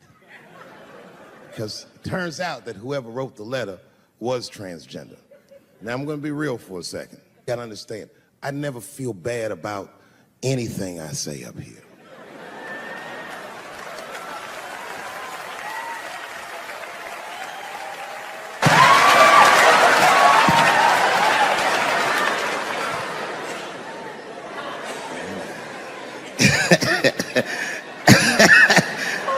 Like I was saying, my guess is the G's are driving that car. That makes sense to me, because there's white men in the G's. And these people are trying to get around discrimination and oppression. And you know how white dudes are. We know these roads. In fact, we built these roads. The rest of you buckle up, we'll get you to where you want to go. So the G's are just driving the car. Of course, next to the G's in the passenger seat is the L's. Everybody likes the L's, except for the G's.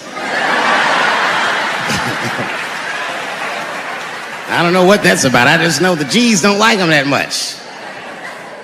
And the G's always say like little subliminal digs on them. It's unnecessary shit. It's not mean, but you know what I mean? They just be like, I wouldn't wear that. The only thing that breaks the tension between the L's and the G's are the B's in the back seat. That's right, there you go. Everybody scream out when you hear your letter.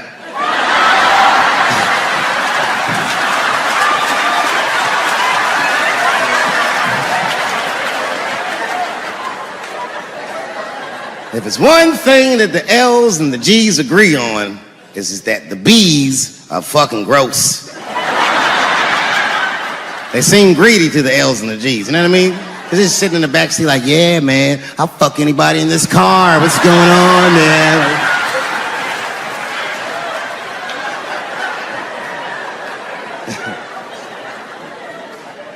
And sitting next to the B's, all the way in the back seat by themselves, looking out the window.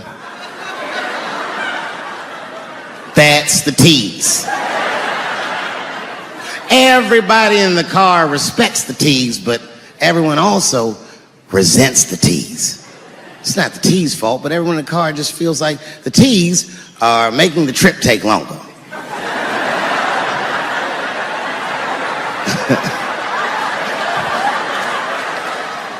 Anything the T's say gets on everybody's nerves. And then the T's don't even say anything bad. They just be in the back talking to themselves.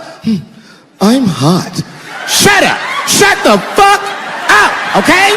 Just roll the window down, you bitch. I don't know what you...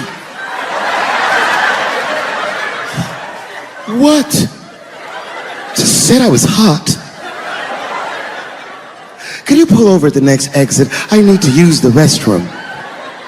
There is not a restroom for you for 4 states, nigga. Will you just shut the fuck up so we can get where we're going?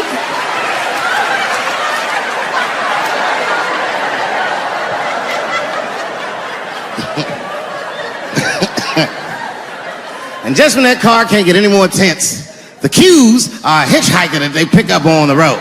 Some white dude in booty shorts is walking down the freeway.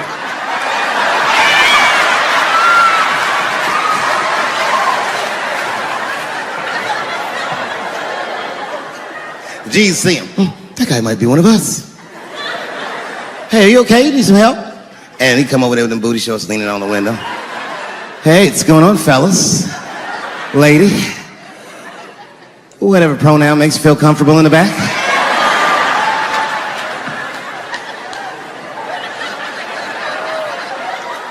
Yeah, I don't really know where I'm going. I don't know if I'm gay or I'm straight or whatever. All I know for sure is that I really want to get in this car.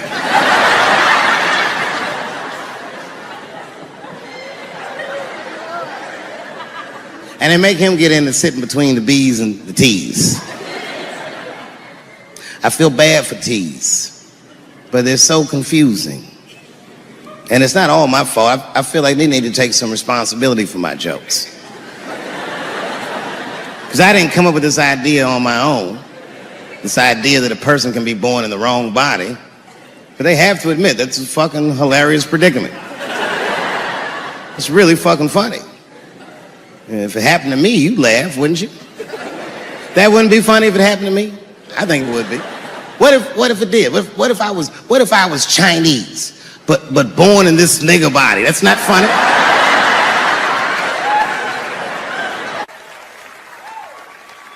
And I would never admit this to you if I hadn't locked your phones up. But it was the weirdest thing. Like when I read this letter, the shit made me feel bad. I didn't feel bad about what I said, you understand? I felt bad that I made somebody else feel bad. To be honest, I don't even know what I said that upset that person. I have so many transgender jokes.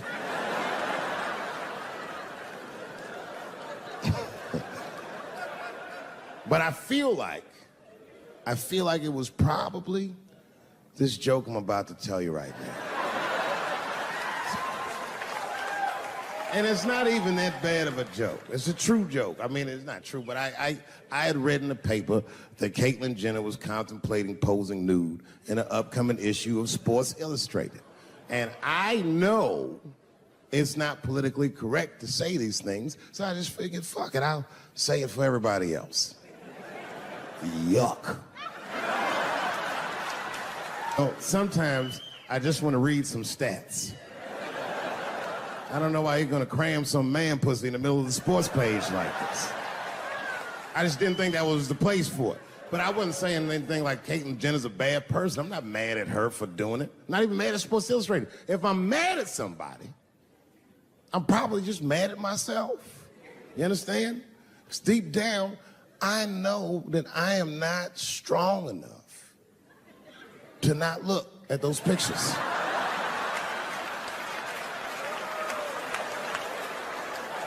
And I don't think I'm ready to see what she's trying to show me. So Caitlyn, goddamn it, if you go through with this thing, bitch, you better go hard or go home. I want you to go all the way. Hustler style. Do you know what hustler style means, miss? That means spread the lips.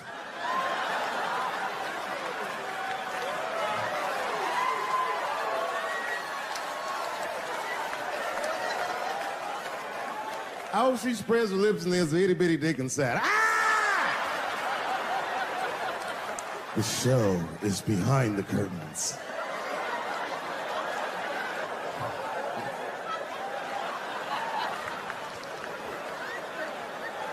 I don't know what I said that upset that person. But I'm gonna tell you something. When I read that letter, and the moments after I read it, I did something that many black men in America do not have the time or the money to do. I thought about how I felt.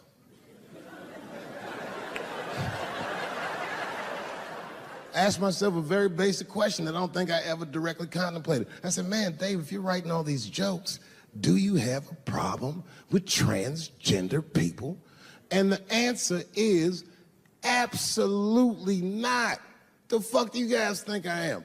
I don't understand all the choices that people make. But I do understand that life is hard and that those types of choices do not disqualify you from a life with dignity and happiness and safety in it.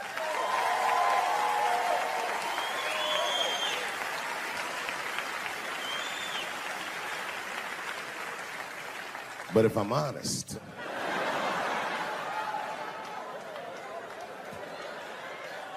my problem has never been with transgender people. My problem is transgender people. I just feel like these things should not be discussed in front of the blacks. It's fucking insulting, all this talk about how these people feel inside. Since when has America given a fuck how any of us feel inside?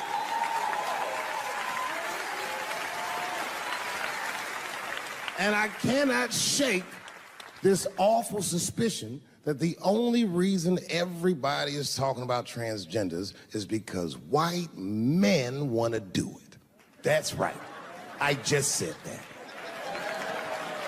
If it was just women that felt that way, or black dudes and Mexican dudes being like, hey, y'all, we feel like girls inside, they'd be like, shut up, nigger. No one asked you how you felt. Come on, everybody, we have strawberries to pick. It reeks of white privilege.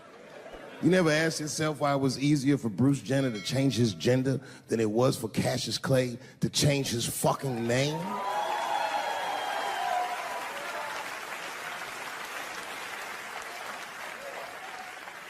And if I were to be brutally honest, the only reason I ever been mad at the transgender community is because I was at these niggas for 6 songs straight. I had no idea.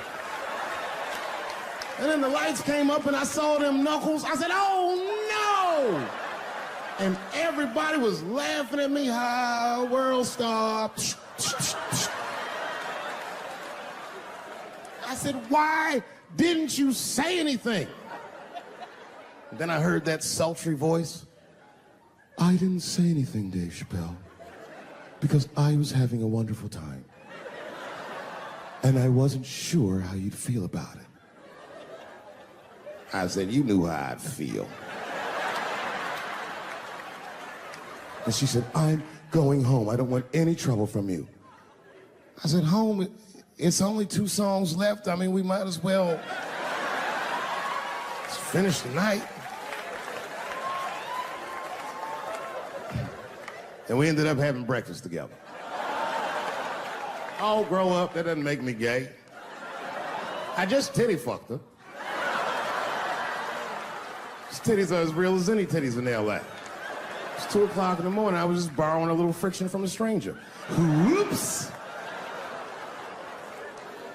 Although Dave Chappelle, the black American,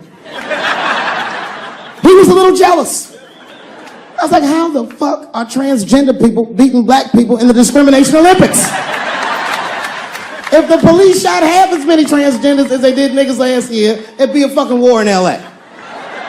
I know black dudes in Brooklyn, hard street motherfuckers that wear high heels just to feel safe.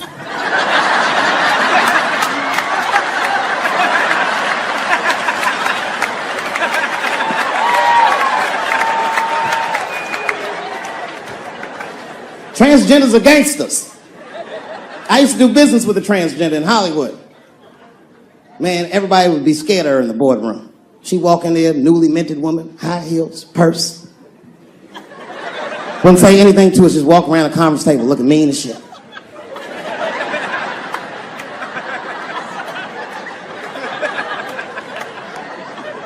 And then she walked to the head of the conference table, stare at us all, reach in her purse, pull her old dick out and throw it on the table. Let's talk business, gentlemen. Ah!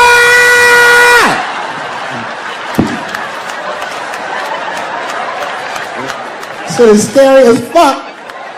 If your best friend pitched that to you, you'd be horrified. Yo, nigga, let's go to the hospital and cut our dicks off and make pussies out of them shits. What? Can't we just get matching jackets or tattoos or something? Sure, that's what you want to do? There's only one way to find out, nigga. Wu-Tang! Bow! Bow! Let's go to the club and trick niggas into fucking us, yeah.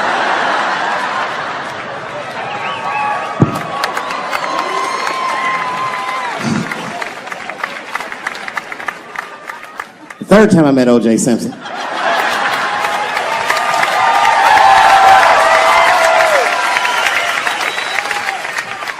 Third time I met O.J. Simpson, I was doing great in life. I just finished the 2nd season of Chappelle Show. Man, those were good days. I was playing a comedy club in Miami, the Improv. I don't know if you've ever been, but if you have, you'd know. The door for the green room is right on the stage. Can you imagine such a thing? If I walked out of the door of the green room, bam, I'm just right here. It's right from the dressing room. And I did that. I walked out, and the whole crowd was like, hooray! And I looked, ma'am, as close as you are to me, I saw him as soon as I came out, the juice. And I saw recognition in his eyes, and it filled me with pride that he knew who I was. I didn't acknowledge his presence because it was a white audience, and I didn't want to start a panic. But I did my show. Show went great. I said, good night, everyone. They all said, yay! And I didn't say nothing to OJ, but I just gave him the signal, let him know I knew he was there. And I walked into the green room, and OJ was already in there. I was like, how the fuck is this possible? I was scared. And then my friends came in, and we all started talking. We sat down on the couch, and I'm just telling you what I saw with my own eyes. You can believe me or not believe me. But in my experience, O.J. Simpson, one of the nicest men I'd ever met. He was nice to me. He was nice to my friends. The conversation was filled with warmth and levity, humor, and wisdom. We talked for 90 minutes, and then suddenly the Juice said, you know what? I've got to be going. But it's good to see you again, and I'm glad things went so well. I said, thanks, Juice. And my friend said, yeah, goodbye, Mr. Juice. They're new to the game. He said, no, thank you for your hospitality. Good night, guys. And we said, good night. And he just walked out of the room. And as soon as the door closed, we all looked at each other like, that nigga did that shit. I could feel it. feel like murder in the room. A lesbian woman that tried to sell a story about me to TMZ. Thank goodness TMZ could see right through the sham of that story. This woman claimed that I beat her up in a nightclub because she was a lesbian. That is fucking crazy. Bitch, I didn't even know you was a woman.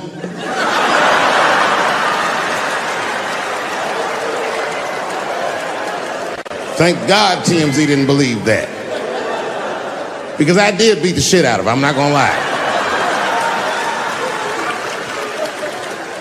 It was her fault, I had no choice. I came in the club minding my own business, and a woman came up to me. She goes, "Oh my God, Dave Chappelle." And I was just being reciprocally nice. "Hey, miss, how are you?" Blah, blah, blah. But not talk, nothing to it. And all of a sudden, this lesbian fellow stepped between us.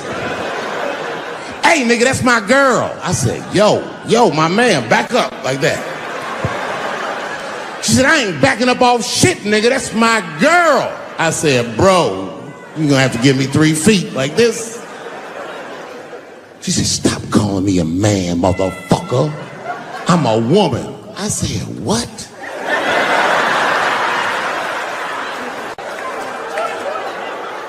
And then I looked deep in this nigga's cheekbones. I said, "Oh my God, you are a woman." It was just too much for me to even wrap my mind around. But I tell you what, I unballed my fist immediately, and I softened my posture so that she would know she's in no danger. I even changed the tone of my voice. I said softly, sweetly, like a pimp might say. "Bitch, I'm about to slap the shit out of you."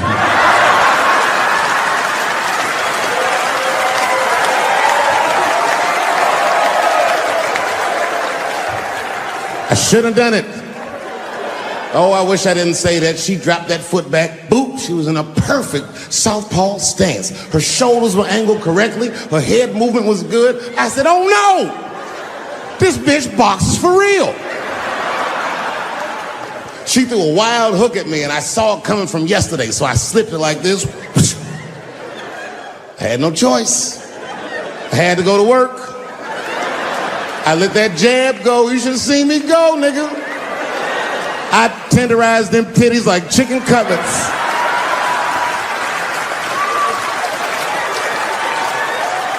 I whooped the toxic masculinity out of that bitch.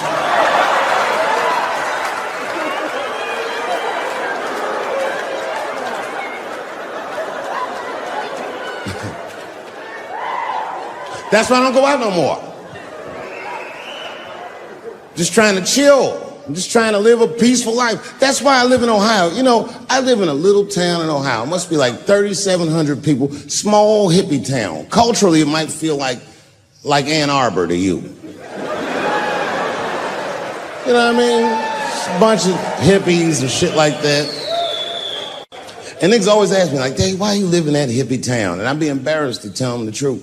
But you know why I live there? Because Yellow Springs, Ohio has the most beautiful women in the world. And a lot of people might disagree with me, but you gotta see them for yourself. They're gorgeous. But it all depends on what you're into, you know what I mean? I like white bitches with dirty feet.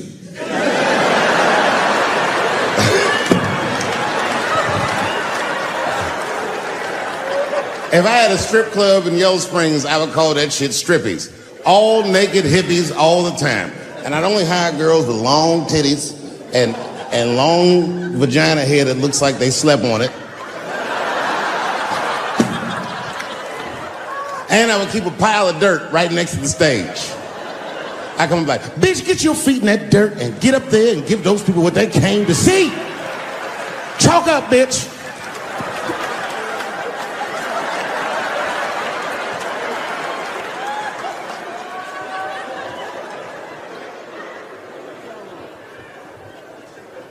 A couple years ago, I was in Ohio at a shopping mall.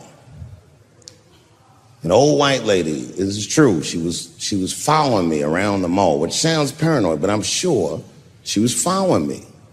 Mean lady, too. You ever see a woman with lines on her face that just tell you, like, even if she smiled, it looked like it would hurt the muscles in her face?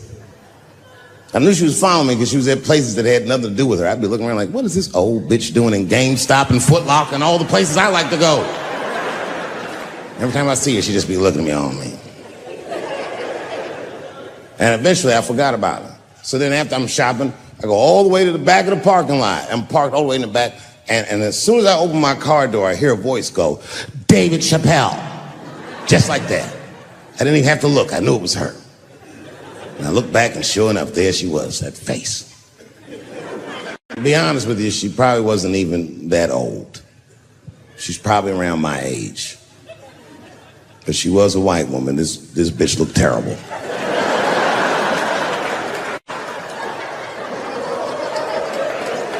Going all the way. I kept my cool. I was nice. I said, hello, miss. And she didn't say anything back. All she said was, I watch your comedy. I said, uh-oh. And then she says, it's true. She goes, it sounds to me like you hate women. I said, well, you know what, miss? It's art.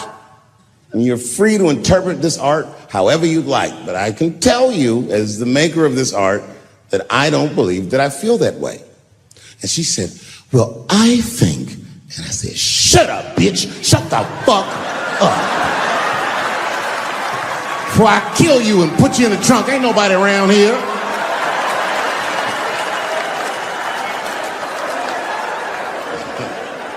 I'm just kidding. I didn't say that. I felt that way, but that's not what I said. I was more clever than that. You know what I said? And this is exactly what I said. I said, miss, before you finish that statement, let me ask you a question. Where'd you see me? Did you buy a ticket to a concert I did? I doubt that. Or maybe you watched one of my specials on Netflix. Or did I follow you to your car and do my act? She said, what? I said, keep it in the comment section, bitch. This is real life. Ta-ta!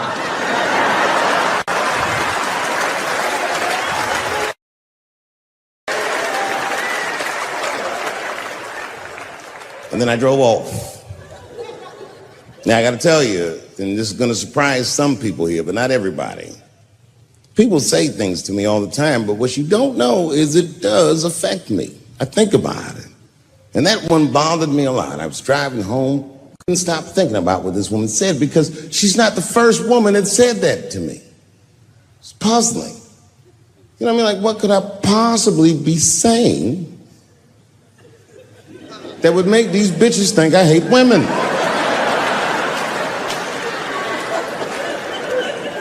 Couldn't figure it out. So you know what I did? I Googled the dictionary definition of a feminist just to make sure I was talking about the right thing. And do you know, sir, what the dictionary definition of a feminist is? I didn't either. Listen to this. Webster's defines a feminist as a human being, not a woman, a human being that believes in equal rights for women. I'm shocked that that's what that meant. Because by that definition, I would consider myself a feminist. And I didn't even know that at the time.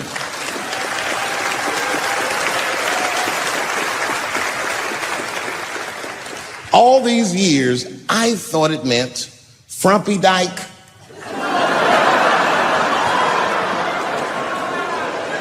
Well, that's who's always talking to be some chick in overalls. Men are trying to rape us. Ah, not you, bitch. We please.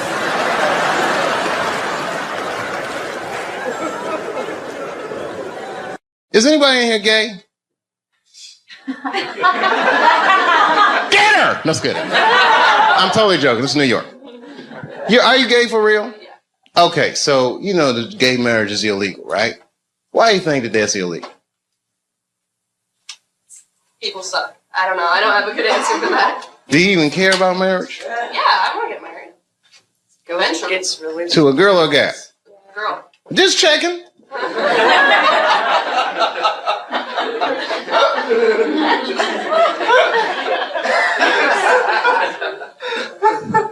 Why do you think it's illegal? People are scared of change. Do you think so? Morality. Who said morality? You think so? I don't. Whose morality?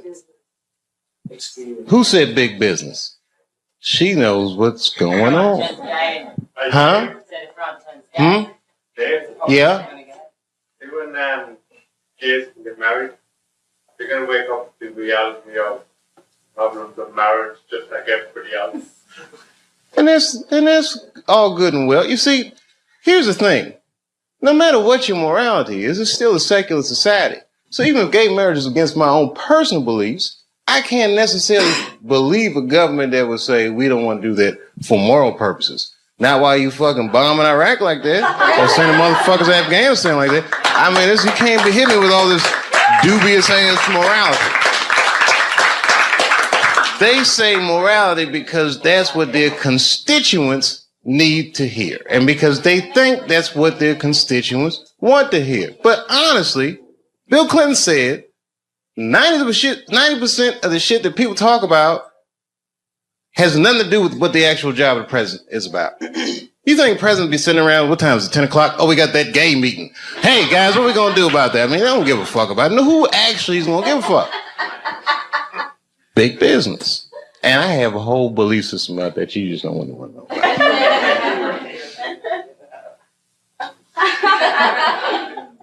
I'll tell you part of it.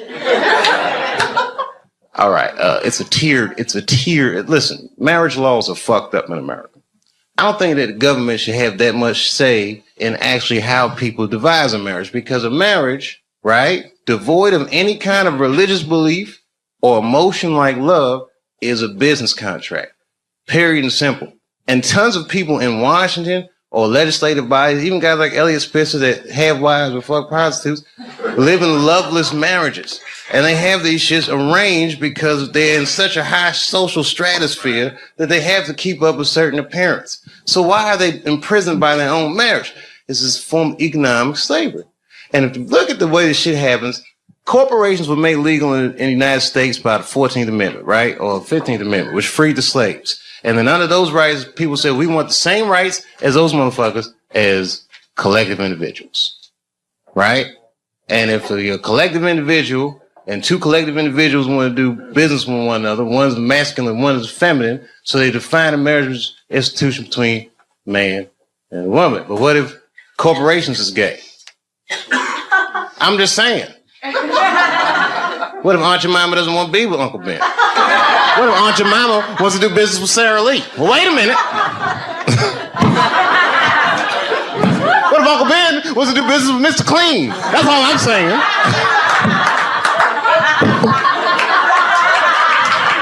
Guys, wait a minute. That's a little gay.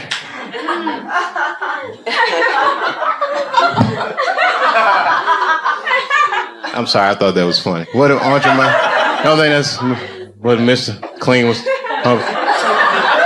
Uncle Ben want to do. Maybe I should have picked different companies. I put myself in a bad position. I'm just joking around. You're like, we don't want to hear this shit. It's just a conspiracy theory. I believe in aliens too, bitch. How about that? They're coming.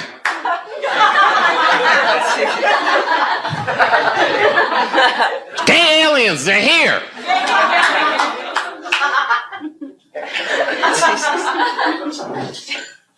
All that shit, fake. World Trade Center, fake. You want to know who blew that shit up for real? I ain't gonna say that.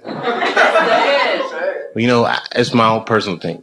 I don't even want to say that shit. It's too bad. You know who I think blew up the World Trade Center? Ashton Kutcher. America, you have been pumped.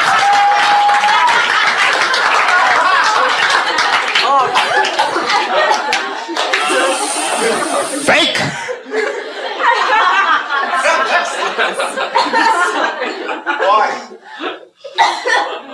Why did he blow up the World Trade Center?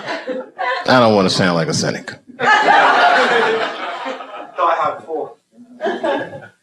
Shit was crazy. I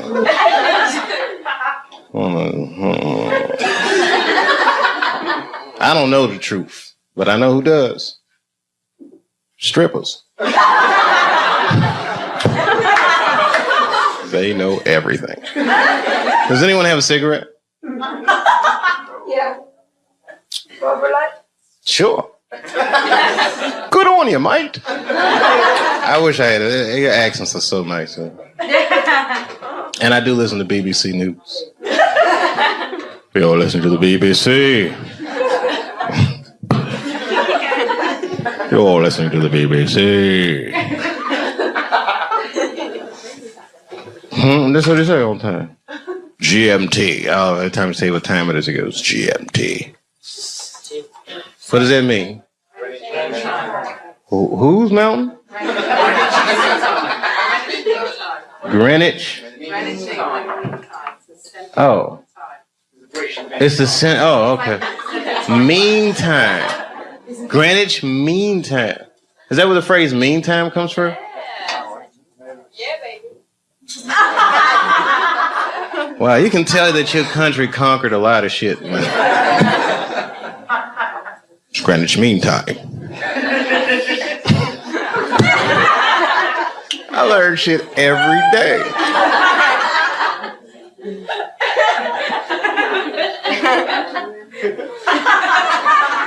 It's Greenwich Mean Time. Have you ever heard that before? Yeah, bro, you ever heard that before? Yeah, I've heard it. Oh, you're from Ireland, though. Hang on down the middle of London, very much. Greenwich Mean Time? What's so mean about it? It's a time. Oh, okay. Like it's 0 degrees. Okay. You ever seen a guy's mind stretch? I buy for it. Like in the 24 hours, like 0, like, you know. Oh, I don't do that 24-hour clock shit. I hate that shit. It's 1500 o'clock. 1500. Here, I'd like to take life easy. Got the blocks. No, I don't like that shit. That's when it's good to have them strippers around. Strippers are like the Google of the streets.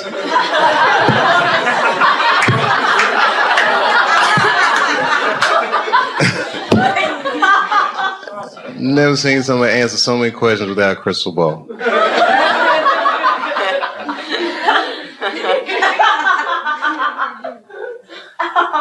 It's true. It's amazing. Skill sets.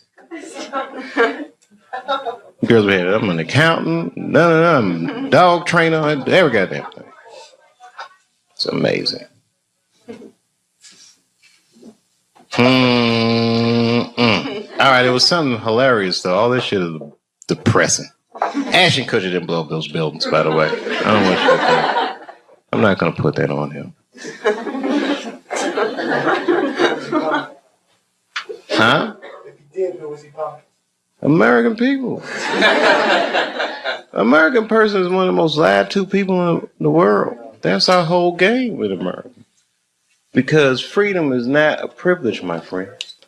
It is a fucking burden.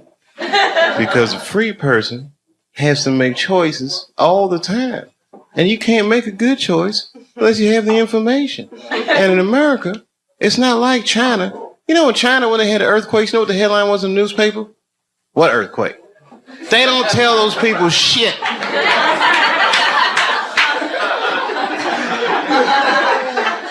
In America, they'll tell you every goddamn thing. And then they don't prioritize the information.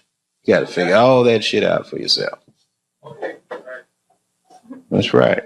The war will be breaking out and you'll be like, did Michael Jackson fuck them kids?